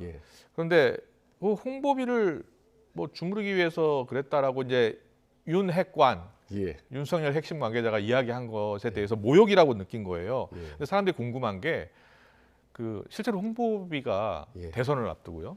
홍보비가 금액이 큽니까? 제가 어쩌다 보니까요. 예. 대통령 선거에 공동선대 본부장을 한 적도 있습니다. 아, 그랬습니까? 예, 그래서 예. 돈이 어느 정도 100이라고 한다면 홍보비가 예. 요즘에 70%라고 보면 됩니다. 거의. 그래요? 예, 과거에는 70%는 조직 관리비입니다. 네. 고무신 막걸리 거기다 뒷돈 주는 거, 조직 관리하는 게 70%인데 지금 그렇게 할 수 없지 않습니까? 그래서 전부 홍보비입니다. SNS, 문자 발송, 여론조사, 방송, 차량, 그렇지 않습니까? 홍보비, TV 토론비 할 것 없이 점점 등등 해서 거의 대부분이 홍보비라고 해도 과언이 아닙니다. 그렇군요. 예. 예. 그러니까 이준석 대표가 그 홍보비 얘기를 하니까 예. 자신은 그 당대표 선거 때도 홍보비를 거의 안 썼다. 국가에서 나오는 돈도 안 쓰고 다시 다 당에 납부를 했고 예. 그 얘기를 하는 사람 자체가 옛날에 그랬기 때문이다. 예, 그래서 저도 선거를 예. 해보면 캠프에서 예. 홍보를 담당하려고, 그거를 홍보에 총괄하려고 경쟁이 치열합니다. 그렇군요. 예, 그러나 저는 예. 이준석 대표가 그런 홍보비에 욕심이 나서 그렇다고 보지 않습니다. 왜냐하면 본인이 워낙 홍보를 잘 하는 데다가 네. 지난번 4.7 재보선 때 워낙 그 SNS 20, 30대 그런 홍보 효과를 톡톡히 봤기 때문에 그러면 어느 윤핵관인지 모르지만 예. 왜 그런 말을 언론에 흘렸을까요? 그 사람은 과거에 그렇게 해왔기 때문에 그렇게 보시는군요. 그렇습니다. 당연히 예. 그 말 한 걸 엄청나게 잘못한 거죠. 네. 예, 지금 설령 그렇다 하더라도. 어떤 언론사가 그 보도를 했는데 예. 그 보도한 기자는 알겠네요. 알겠습니다. 알죠. 그리고 저는 당연히 이준석 대표도 안다고 봅니다. 아, 예, 분명히 그 정도 요즘에는요, 그냥 금방 윤석열 합니다. 후보도 알 거 아닙니까? 그렇습니다, 압니다. 예. 저도 맘만 먹으면 금방 알 수가 있고요. 예, 뭐 충분히 알 수 있지만 그걸 얘기하는 순간 너무 파문이 커지기 때문에 네. 윤석열 후보 대표도 알면서 예. 실명을 거론하지 않는 거죠. 그냥 포괄적으로 공격만 하는 겁니다. 예. 서로 다 알면서 공격과 방어를 주고받는 거죠. 네, 잠깐만 속보가 들어왔는데 도이치 주가 조작 권오수 도이치모터스 전 대표가 기소가 됐네요. 예, 기소가 됐고 윤석열 후보의 부인 김건희 씨는 계속 수사를 한다고 합니다. 뉴스 속보 지금 들어왔고요. 앞으로도 이제 이 김건희 씨 건은 계속해서 대선에 영향을 미칠 것 같아요. 예, 그럴 것 같습니다. 예, 좀 더 자세한 소식이 들어오면 전해드리겠습니다. 자, 윤석열 후보 어제 저녁에 홍준표 의원 만났습니다. 예. 홍준표 의원을 왜 만났을까? 예. 지금 이제 위기라고 느껴서 만난 것 아니겠습니까? 예, 당연 지금 지지율이 좀 빠지고 있기 때문에 윤석열 후보 입장에서는 누구라도 만나야 되고 네. 더구나 20, 30대에서 지지층을 많이 하고 있는 어떻게 보면 국민의힘 당 속의 조그만 미니 정당, SNS 20, 30대 정당을 운영하고 있는 소당 대표나 다름없는 홍준표 예. 후보에 대해 도움이 필요하죠.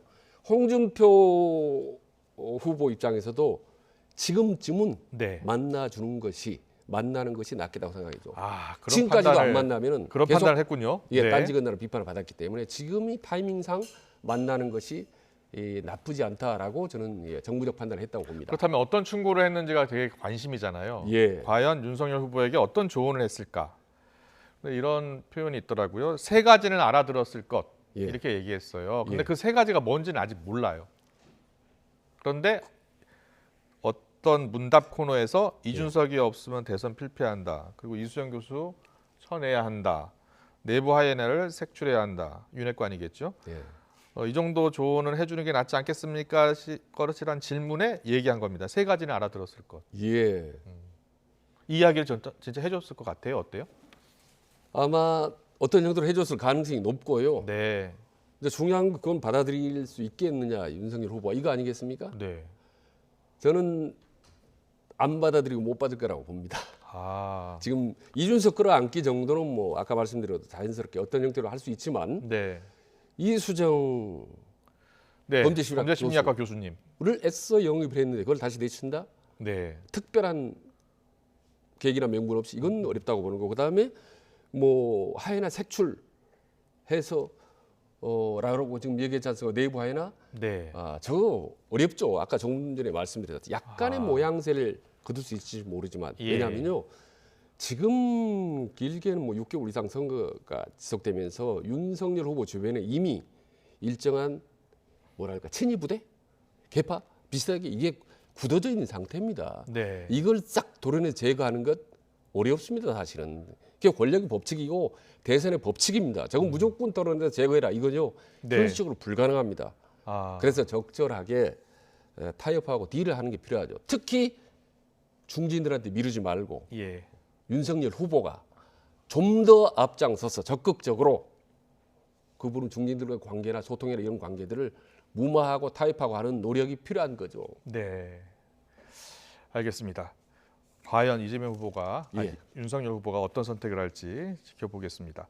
근데 오늘 보니까 윤석열 후보가 이재명 후보의 조국 사과 여기에 대해서 이런 이야기를 했습니다. 혼자 사과만 한다고 될 일인지 모르겠다. 그러면서 문 대통령이 지금이라도 국민 앞에 사죄하도록 대통령을 설득하시라 이런 이야기를 했습니다. 예. 어떤 의미가 담겨 있을까요? 저는 윤석열 후보가 이재명 후보와 민주당의 아킬레스건을 세게 공격했다고 봅니다. 그렇군요. 예. 조국 사태는 누가 뭐래도 민주당과 청와대, 문재인 대통령의 아킬레스건입니다. 조국 사태가 6개월 가까이 지속되면서 민주당 지지층들이 다 떨어져 나가서 중도층으로 넘어갔지 않습니까? 네. 그래서 이 부분을 집중적으로 공격한다는 것은 윤석열 후보의 중도층의 분노 유발 작전의 일환이라고 보는 거죠. 중도에 분노하라, 조국 기억하라, 기억 안 나냐 그 불공정? 라는 것을 리마인드 시키는, 환기시켜주는 그런 효과를 기대하고 가장 이재명, 그다음에 민주당이 아픈 부분을 세게 저는 건드리고 공격했다고 봅니다. 그렇군요. 예.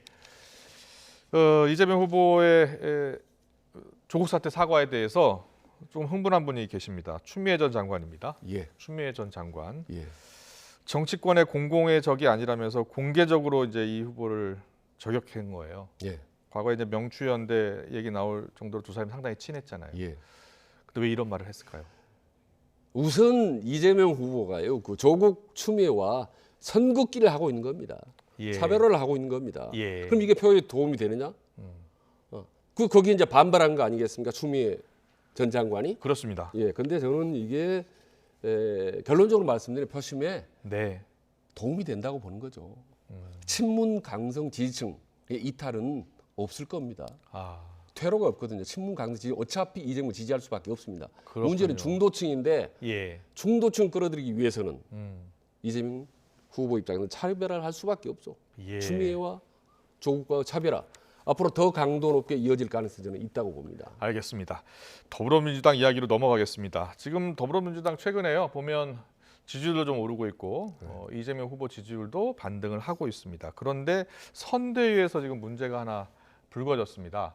최근 임명된 조동연 공동상임 선대위원장의 사생활 문제가 불거졌고 계속 뉴스로 전해드렸습니다만 결국 사퇴를 수용했습니다. 이와 관련해서 송영길 대표가 오전까지만 해도 이 조동연 위원장의 사퇴에 대해서 좀 엄호에 나서는 모습을 보였거든요. 관련 인터뷰 내용을 좀 듣고 이야기 나누겠습니다. 97일 동안 이재명 후보를 지지해서 도와주기 위해 선대위에 참여한 사람입니다. 당장 지금 공직 후보자도 아니고 국회의원 출마할 사람도 아닌데 10년 전 이혼한 사실을 가지고 이렇게까지 가족이나 개인사를 공격해야 될 사안인지 국민들께서 판단해 주시기 바라겠습니다.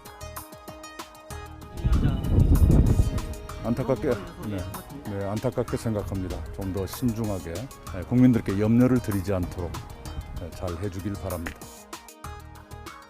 네, 오랜만에 이낙연 전 대표의 모습을 볼 수가 있었네요. 이낙연 전 대표는 안타깝게 생각한다. 신중하게 국민께 염려를 드리지 않도록 잘 해주길 바란다. 이렇게 표현했습니다. 하지만 결국은 민주당이 사의를 수용했어요. 결단은 이재명 후보가 했겠죠. 그렇습니다. 3일 만에 결단 내렸죠. 모든 책임은 자신이 지겠다라고 했습니다. 네, 이 결단에 대해서는 어떻게 보세요? 저는 신속하게 잘했다고 봅니다. 만약에 저 상황을 그대로 안고 갔더라면요, 정말 걷잡을 수 없이 20, 30대 공격이 부딪혔을 겁니다. 지금 송영길 대표 말은 논리적으로는 맞습니다만 20, 30대의 정서상으로는 한참 거리가 멉니다. 댓글을 한번 보셔야 됩니다. 항상 모든 사람들은요. 댓글 보면요, 20, 30대들이 조동연 위원장은 우리를 대변하는 사람이 아니다. 정년층에 금수저지. 이미 성공한 사람이 왜 우리를 대변하느냐라는 거고, 또 하나는 안타깝지만 안 좋은 사생활의 팩트들이 구체적으로 드러났거든요. 네. 방법이 없습니다. 아. 할 수 없이 이건 과감하게 털고 가는 수밖에 없습니다. 그리고 예. 차제 말씀드리면 외부 인사 영입이라는 게요. 네네. 옛날처럼 스펙 좋고 잘생기고 멋있는 사람 대대라도 오면 효과 별로 없습니다. 아. 조금 전에 인터뷰했던 김영희 PD처럼 자기 주특기를 갖고 예. 자기 역할이 할 수 있는 사람은 뭐 그 정도 효과 있지만 네. 그냥 외부적인 멋진 이미지라든지 스펙 갖고 가지 않습니까? 옛날만큼 그렇게 국민들이 크게 그렇게 고개를 끄덕이거나 박수를 보내지는 않습니다. 네, 알겠습니다. 이재명 후보 지금 메타버스를 타고 전북 지역 돌고 있거든요. 예. 네, 지난 2주 연속 이제 지난 주에 이어서 이제 2주 연속 호남 민심 예. 공을 들이고 있습니다. 예, 예. 이재명 후보의 2주 연속 호남 민심 구애 어떻게 보세요? 예. 그러니까 호남 표심에 걱정을 많이 하는 것 같은데요. 왜냐하면 과거의 호남 출신 민주당 후보에 비해서는 지지율이 그렇게 압도적으로 높지는 않기 때문에 네. 그러나 저는 걱정할 필요가 없다고 봅니다. 지금 걱정할 윤석열 필요 없다. 후보보다 3배, 5배 이상 높아요. 예. 그렇기 때문에 수도권이나 다른 지역에 훨씬 더 집중하는 게 더 효과적입니다. 네. 제가 말씀드렸던 호남에 뭉치면 경상도가 뭉칠 수 있다고. 아. 그래서 이재명의 죽비는 호남이 아니라 이낙연이고 정세균이라고. 예. 이재명의 집토끼는 호남이 아니라 네. 이재명, 이낙연 끌어안기, 정세균 끌어안지면 자연스럽게 호남은 같이 따라 그렇군요. 빨려 들어올 수가 있습니다. 이낙연 전 대표를 계속 만나서 같이 하자라고 이야기하는데 아직 거리를 두잖아요. 이낙연 전 대표요. 그렇습니다. 예. 그래서 지금 집토끼를 아직 못 잡고 있는 거죠. 제일 중요한 집토끼인데요. 예. 이낙연 후보를 들어오면 그 캠프에 있는 수많은 참모들이라든지 뭐 지지자들이 이제 같이 딸려오고 네. 그 사람들의 상당수가 호남 사람들이거든요. 네. 그렇기 때문에 그 부분을 상당히 깊이 이재명 후보가 인식하지 않으면 예. 계속 겉도는 거죠. 아. 겉도는 거죠. 진짜 집토끼는 나도 겉으로 겉도는 현상이 올 수 있기 그렇군요. 때문에 상당히 유념을 해야 될 겁니다. 그렇군요. 오늘은 전북 지역을 주로 가니까 정세균 전 대표 만나겠네요. 네. 예. 알겠습니다. 그럼 이재명 후보가요 최근에 강조하고 있는 게 경제입니다. 본인이 이제 경제 대통령이 되겠다라고도 계속 이야기하고 있고요. 예. 오늘 삼성을 찾았어요. 예. 그래서 이를 놓고서 이제 친기업적인 행보를 하는 것 아니냐. 이러면서 이 자리에서 삼성이 기본소득을 좀 얘기해 줬으면 좋겠다. 어떻게 했느냐 이런 얘기를 했는데요. 어떤 발언을 했는지 좀 듣고 오겠습니다.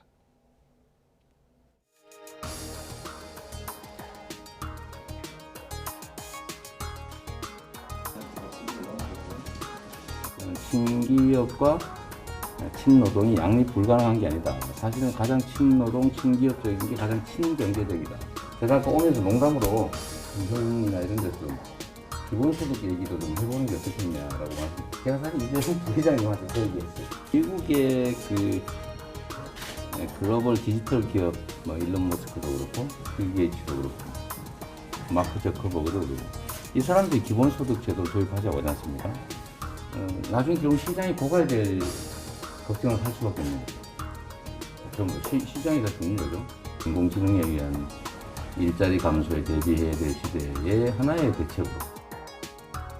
네. 자 이제 해외 아주 유명한 기업가들 이름까지 거론하면서 기본소득 얘기를 다시 꺼냈습니다. 예. 자 어떤 배경이 있다고 보세요? 그러니까 기본소득은 이제 뭐 어떤 형태로 하고 싶은 거예요. 가장 일찍이 자기가 만든 브랜드 있는 대표 정책이자 공약이고 이거를 좀 멀리 전파를 하고 싶은데 자꾸 이제 NT가 걸리는 거죠. 무슨 당 캠프에서도 이거 하면은 포퓰리즘 역풍 걸릴 수 있습니다. 그 정부에서도 이거 재원 마련에 대해서 문제가 있습니다라고 하기 때문에 주춤주춤 하고 있는 거죠. 그렇군요. 예, 그래서 마음은 꿀떡 같은데 자꾸 이게 지금 제동에서 고민 중에 삼성을 간 겁니다. 네. 왜 하필 삼성이냐? 이재명 후보가 대통령이 되면 대기업이라는 부자들은 매우 힘들어진다라는 이 비판적인 여론이 사실 있는 것도 사실입니다. 그렇군요. 이거를 불식시키기 위해서 가서 그래서 이재명 후보가 내가 대통령이면 전혀 대기업도 걱정 없고 또 기본소득도 어떻게 보면 어떤 형태로 잘 될 것이다라는 두 가지 메시지를 저는 그런 국민들한테 메시지가 담겨 봅니다. 있는 거군요. 예, 알겠습니다. 그런데 최근에 이제 이런 이야기 많이 하잖아요. 뭐 전국민 재난지원금도 주겠다 그러다 철회하고 기본소득 공약도 하기는 하겠다라고 예. 이야기하고 그래서 이재명은 합니다가 아니라 이재명은 뭐 안 합니다 아니냐 예. 이런 지적도 나오거든요. 근데 예. 저번에 말씀하실 때 지난번 출연 때 예. 너무 많이 바꾸면 안 된다 이렇게 이야기하셨죠. 그렇습니다. 예. 예. 지금 아슬아슬 이 외줄타기 하는 것 같아요. 네. 그러니까 오른쪽으로 가면은 신뢰, 예, 왼쪽으로 가면은 불신. 그러니까 신뢰라는 게 뭐냐 탄력성. 예, 예. 아니다 싶으면 언제든지 바꿀 수 있겠다라는 신뢰감을 줄 수 있는데 네. 지금보다 더 앞으로도 몇 번 더 이 바꾸면은 저 사람 믿기 힘들다라는 불신으로 가면 매우 곤란한 거죠. 그러니까 앞으로 그렇군요. 정책을 내놓거나 바꿀 때는 네. 대단히 신중을 기할 필요가 있다고 봅니다. 알겠습니다. 예. 자, 이제 지지율 분석 좀 해볼게요. 지지율 분석 여론조사 전문가이기도 하시니까 윤석열 후보와 이재명 후보 오늘 갤럽 여론조사가 나왔는데요.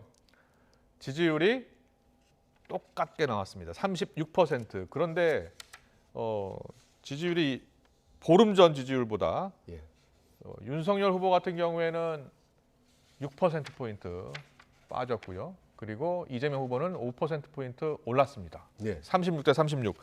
자, 2주 만에 이렇게 큰 변화가 왔습니다. 예. 가장 큰 요인은 어디에 있을까요? 일단은 적점 분열. 네, 윤석열 후보의 국민의힘이 그렇군요. 좀 여론조사 잘 나가니까 예. 서로 자리 다툼한 것 같은 오만함, 이미지, 느낌 네. 이런 부분들이 그 중도층으로 떨어져 나갈 거라고 봅니다. 그 여론조사 실제로 보면요. 예. 어디에서 떨어지냐를 봤더니 어디서 수도권, 떨어졌어요? 수도권. 20, 30대 중도층에서 주로 많이 떨어졌습니다. 수도권 20, 30대 정도. 예. 그렇기 때문에 좌우 기본 지지층은 양쪽 다 그대로 있는데 중도층이 지금 왔다 갔다 하는 거죠. 네. 우리가 하나 중요한 포인트는 둘 다 지금 36.0% 똑같지 않습니까? 네. 지난주에 한 여론조사에 똑같았습니다. 35.5%. 예. 둘 다 똑같았습니다. 그랬군요. 그런데 대통령 선거 하기 전에 3개월 전에 우세한 여론조사 유리한 후보가 대통령이 될 가능성이 아주 높은데 네. 지금 계속 똑같이 나오는 겁니다. 하. 이런 경우도 아주 드물기 때문에 아직도 중도층이 예. 이 망설이면서 두 눈 부릅뜨고 지켜보고 있는 상태. 네. 아직도 그 상태가 계속되고 있다고 봅니다. 알겠습니다. 정당 지지율도 잠깐 보고 가겠습니다. 정당 지지율. 정당 지지율은 안 나왔나요? 알겠습니다. 정당 지지율 나왔는데 저희가 준비를 못했고 정권 교체 민심을 좀 볼게요. 정권 교체 민심 보여주세요. 정권 교체 민심은 정권 유지보다는 여전히 높네요. 예, 그렇습니다. 저거는 이제 일종의 이 반문 정서라고 보면 됩니다. 네. 문재인 정권에 여러 가지로 불만이 많다, 바꿔보자라는 그런 정권 교체의 심리가 훨씬 더 높다고 보는데 네. 다만 그럼에도 불구하고 자꾸 민주당이나 국민이 하는 거 보면 마음에 안 들어 네. 드는 것도 있고 그래서 정당의 지지도는 들쑥날쑥하는 거죠. 알겠습니다. 자, 지금 방금 속보 들어왔잖아요. 자, 속보 잠깐 전해드리겠습니다. 윤석열 후보하고 이준석 대표가 오늘 저녁 회동에 전격 합의했다라는 속보가 들어와 있습니다. 제가 말씀드린 앞서 다음 주 월요일 날 선대위가 공식 출범하는데 그 전에 어떻게든 만날 것이다라고 이렇게 예상하셨는데 오늘 만나. 지금 뭐 봉합 이루어질 거라고 근본적인 대타협은 이루어지기는 쉽지 않다라고 제가 미리 좀 말씀드립니다. 봉합하고 사실은 다시 화학적으로 결합하는 거는 다르잖아요. 많이 다릅니다. 아주 많이 다르죠. 봉합은 겉에만 이렇게 꾹 꿰매는 거 아닙니까? 예, 그렇습니다. 그렇게 갈 수밖에 없습니다. 왜냐하면 감정의 대립이 아니라 파워 게임이기 때문에. 파워 게임은 쉽게 악수하고 같이 술 몇 잔 하고 사진 찍는 걸로 절대 해결이 되지 않습니다. 근본적인 권력을 나눠 갖고 기브앤테이크를 해야 되는데 그건 지금 현재 상태로는 좀 쉽지 않다고 봅니다. 음식점에서 울산에 있는 음식점에서 윤석열 후보와 이준석 대표가 만나기로 했다. 김기현 원내대표의 중재로 성사가 됐다라는 뉴스 속보 지금 나오고 있습니다. 자, 만찬에 김기현 원내대표도 가나 봐요. 네, 중재를 했다고 하니까요. 과연 어떻게 두 사람이 합의를 보고 실제로 갈등을 봉합할 수 있을지 YTN이 뉴스 속보로 자세히 전해드리겠습니다. 오늘 정치권 이슈는 여기까지 듣겠습니다. 최진 대통령 리더십 연구원장과 함께했습니다. 잘 들었습니다. 반갑습니다.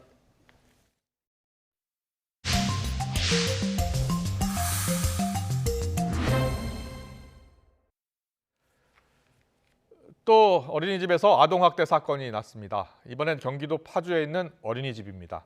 아이를 밀치거나 때리는 장면이 CCTV에 고스란히 담겼습니다. 취재기자 연결합니다. 김다현 기자. 네, 사회부입니다. 오늘 피해 아동 부모가 CCTV를 공개했죠? 네, 그렇습니다. 지난 5월에서 6월 사이 경기도 파주 어린이집 만 2살 반 CCTV 화면입니다. 한 아이가 몸을 식탁 쪽으로 기울이자 보육교사가 아이 턱을 잡더니 밀쳐버립니다. 가슴팍을 플라스틱 수저통으로 찌르기도 합니다. 누워있는 아이 얼굴을 강제로 돌린 뒤 잡는데 아이는 괴로운지 발버둥까지 칩니다. 다른 식탁에서 혼자 식사하게 둔 아이를 힘으로 잡아 끄는 모습도 보입니다. 아이가 하원을 한 뒤 부모에게 선생님이 무섭다고 한 건 지난 6월이었습니다. 학대를 의심한 부모는 어린이집에서 CCTV를 확인했습니다. 여기서 40대 보육교사의 학대 사실을 확인했습니다. 피해 부모는 교사 폭행 탓인지 아이가 본인 얼굴을 때리는 등 이상 행동을 보인다고도 했습니다. 또 자기 아이뿐만 아니라 다른 아이들도 밀치거나 함부로 대하는 모습을 CCTV로 봤다고 주장했습니다. 부모 신고를 받은 경찰이 수사에 착수했습니다. 현재 어린이집 CCTV 6개월치를 분석하고 있는데 학대 의심 장면을 여러 건 발견한 것으로 전해졌습니다. 경찰은 아동 관련 전문기관에 영상을 보내 학대 여부를 정확하게 판단한다는 계획입니다. 파주시청은 지난 7월 어린이집에 해당 교사 해임을 권고했고 곧바로 교사는 해임 조치됐습니다. 또 자격정지 2년 처분을 내렸습니다. 피해 부모는 기자회견을 열어 다른 아이들도 보육교사에게 학대당했는지 경찰이 철저히 수사해야 한다고 촉구했습니다. 지금까지 사회부에서 전해드렸습니다. 우리 정부가 추진하고 있는 한국 전쟁 종전선언에 대해서 중국의 지지 의사를 밝혔습니다. 한중 양국은 또 화상 정상회담도 추진하기로 했습니다. 베이징 특파원 연결합니다. 강성 특파원. 네, 베이징입니다. 어제 텐진에서 한중 고위급 회담이 열렸는데요. 종전선언이 관심이었습니다. 결과는 어떻게 나왔습니까? 네, 오늘 우리나라와 중국이 발표를 했는데요. 중국이 종전선언에 대한 지지 의사를 밝혔다. 이렇게 우리 정부는 밝혔습니다. 회담에서 양제츠 정치국 위원이 한반도의 평화와 안정의 증진에 기여할 것이라면서 우리 정부가 추진하는 이 종전선언 추진에 지지를 나타냈다. 이렇게 우리 정부가 밝힌 겁니다. 그동안 중국 외교부 대변인도 이런 입장을 발표한 적이 있었는데 중국의 외교 사령탑이라고 불리는 외교 담당 최고위 관리인 양제츠 위원이 한 번 더 이것을 확인한 겁니다. 이와 관련해서 오늘 티엔진에서 서훈 안보실장이 설명회를 했는데요. 잠시 그 내용 들어보겠습니다. 저는 우리 정부가 추진 중인 종전선언을 포함하여 한반도 평화 프로세스의 진전을 위한 우리의 노력을 설명하였고, 이에 대해 양 위원은 종전선언 추진을 지지하며 동선언이 한반도의 평화와 안정을 증진시키는 데 기여할 것으로 본다고 하였습니다. 네, 그런데 중국 외교부가 발표한 내용을 보면 이 종전선언 관련 직접적인 문구는 없습니다. 다만 양제츠 위원이 한반도의 장기적인 안정을 위해서 각국이 건설적 역할을 하기 바란다는 정도의 표현은 돼 있습니다. 이번 회담에서 이 종전선언에 대해 원론적인 수준의 대화가 오갔을 뿐 아직 발표할 만한 성과는 없었던 걸로 보입니다. 네, 한중 정상이 화상 정상회담을 개최할 수 있다는 이야기가 나오고 있는데 이 얘기는 어떻게 나온 겁니까? 네, 이것도 우리 정부의 발표를 보면요. 한중 양국이 코로나19 상황이 안정돼서 여건이 갖추어지는 대로 이 시진핑 주석의 방안을 추진하자는데 양국이 공감을 했다 이렇게 나와 있습니다.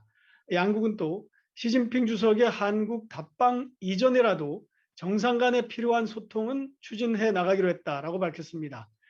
우리 정부 고위 당국자는 이와 관련해서 한중 정상이 화상 연결이나 전화 통화 같은 이런 비대면 회담을 할 수 있다는 뜻이다 이렇게 말을 했습니다. 이와 관련해서도 서훈 안보실장의 설명을 잠시 들어보겠습니다.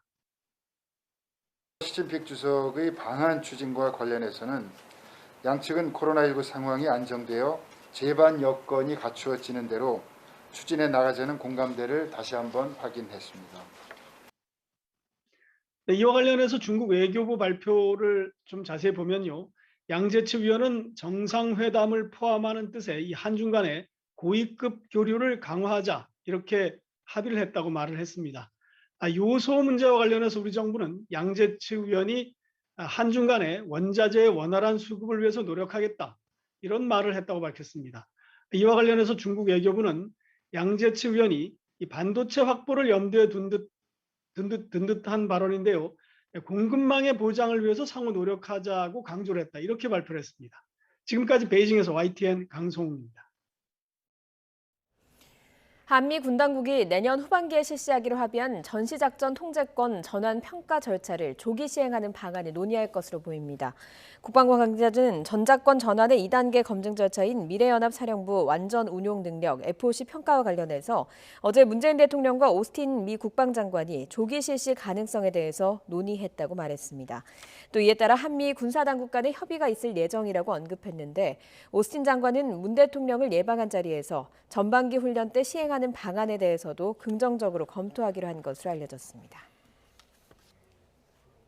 코로나19 새 변이 오미크론이 거침없이 확산하면서 미국에서도 감염자가 속출하고 있습니다. 지금까지 오미크론이 상륙한 나라는 30개 나라가 넘습니다. 돌파 감염 사례도 잇따르고 있고 오미크론이 면역 회피를 통해서 재감염 위험을 높인다는 연구 결과도 나왔습니다. 김현근 기자입니다.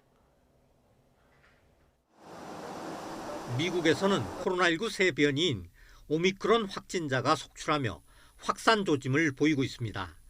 캘리포니아주에서 첫 감염자가 나온 데 이어 미네소타, 콜로라도주에서도 확진자가 나왔습니다. 뉴욕에서는 한꺼번에 5명이 확인됐습니다. No cause for alarm. We just want to make sure that the public is aware of information when we receive it. We don't have more information at this time, but we suspect there'll be more cases emerging. 인도와 싱가포르에서도 오미크론 감염자가 새로 확인됐습니다. 가장 심각한 유럽은 전체 국가의 절반가량이 오미크론에 뚫렸습니다. 거침없는 확산세 속에 오미크론은 벌써 30여 개국에 상륙했습니다. 오미크론 확진자가 늘면서 돌파 감염 사례도 잇따르고 있습니다. 이스라엘의 오미크론 감염자 2명은 추가 접종까지 마친 상태였습니다. 스페인과 미국의 감염자 일부도 백신 접종을 마쳤지만 돌파 감염을 피하지 못했습니다. They had received a full dose of the Moderna vaccine, but no booster. They had mild symptoms and thankfully have now recovered. 이런 가운데 남아공에서는 오미크론이 재감염 위험을 높인다는 연구 결과가 나왔습니다. 남아공 국립전염병연구소는 광범위한 데이터를 분석한 결과 오미크론의 재감염 위험이 베타나 델타 변이보다 3배나 높았다고 밝혔습니다. 그러면서 오미크론이 이전의 감염으로 형성된 면역을 회피할 능력을 갖고 있다는 역학적 증거가 있다고 설명했습니다. 이처럼 강력한 전염력으로 오미크론이 앞으로 전 세계적인 지배종이 되는 건 시간 문제라는 전망도 나오고 있습니다. YTN 김영근입니다. 말레이시아에서도 오미크론 감염 사례가 처음 나왔습니다. 카이리 자말루딘 말레이시아 보건부 장관은 오늘 기자회견을 통해서 지난달 11일부터 28일 쿠알라룸푸르 공항을 통한 입국자 가운데 코로나19 감염자 74명의 샘플을 추가 검사한 결과 오미크론 변이 감염자 1명이 확인됐다고 밝혔습니다. 감염자는 남아프리카 공화국에서 출발해 싱가포르를 거쳐 지난달 19일 말레이시아에 입국한 19살 여성 외국인 학생입니다.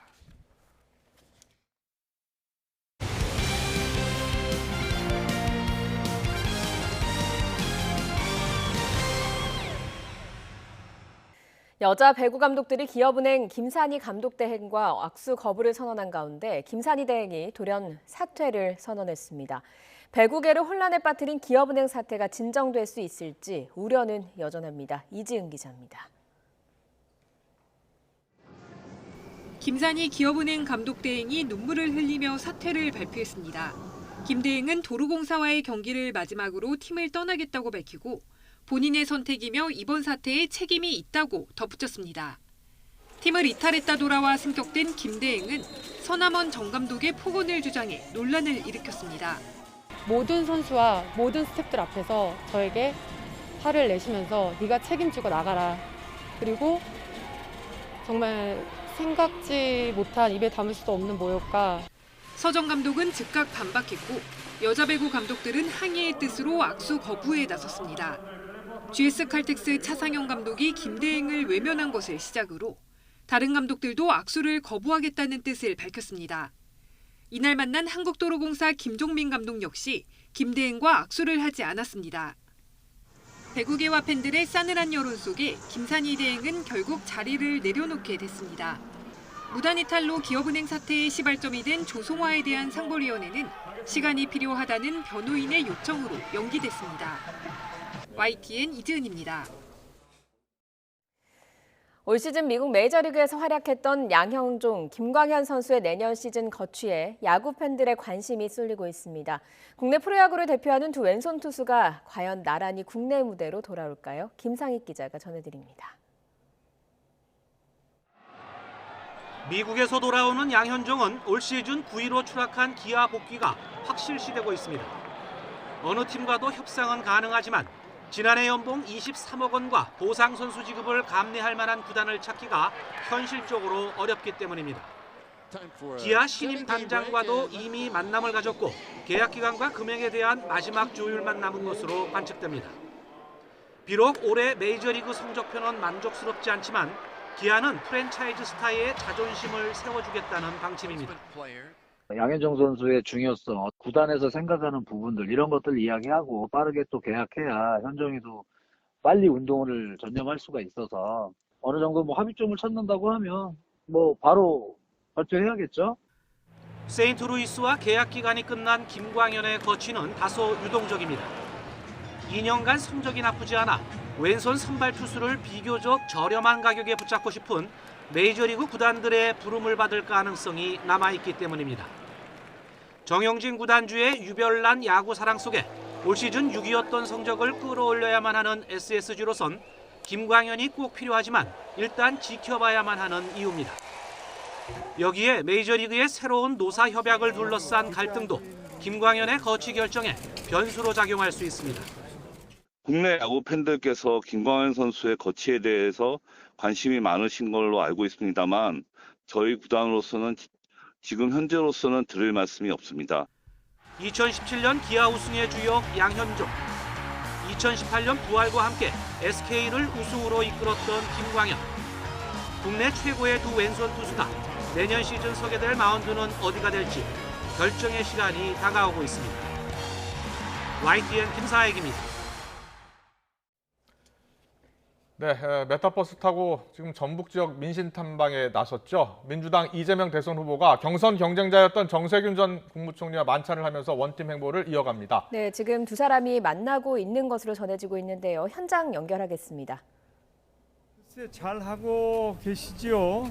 그래서 특별히 제가 준비해온 얘기는 없지만은 아마 대화를 하는 과정에서 혹시라도 제가 과거에 경험했던 대통령 선거나 또 우리 당원 동지들의 하나의 그 원팀을 만드는데 조금이라도 도움이 될 말씀이 있으면 제가 인색하게 굴지 않고 아낌없이 말씀을 드리겠습니다.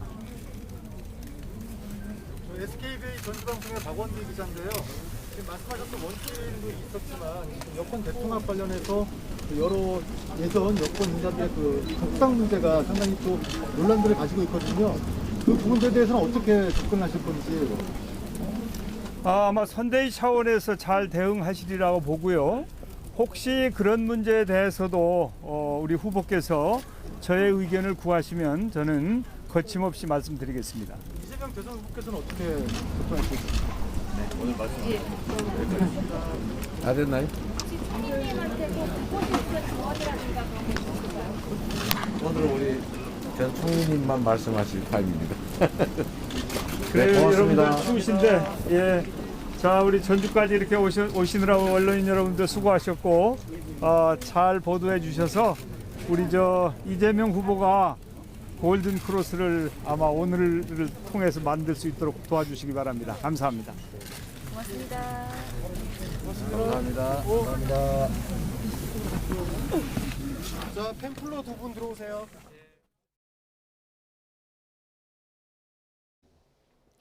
주말인 내일은 다시 영하권 추위가 찾아오겠습니다. 내일 서울 아침 기온 영하 3도로 오늘보다 4도가량 낮아 무척 춥겠고요. 낮 기온은 6도로 오늘보다는 기온이 오르지만 찬바람이 불며 제법 쌀쌀하겠습니다.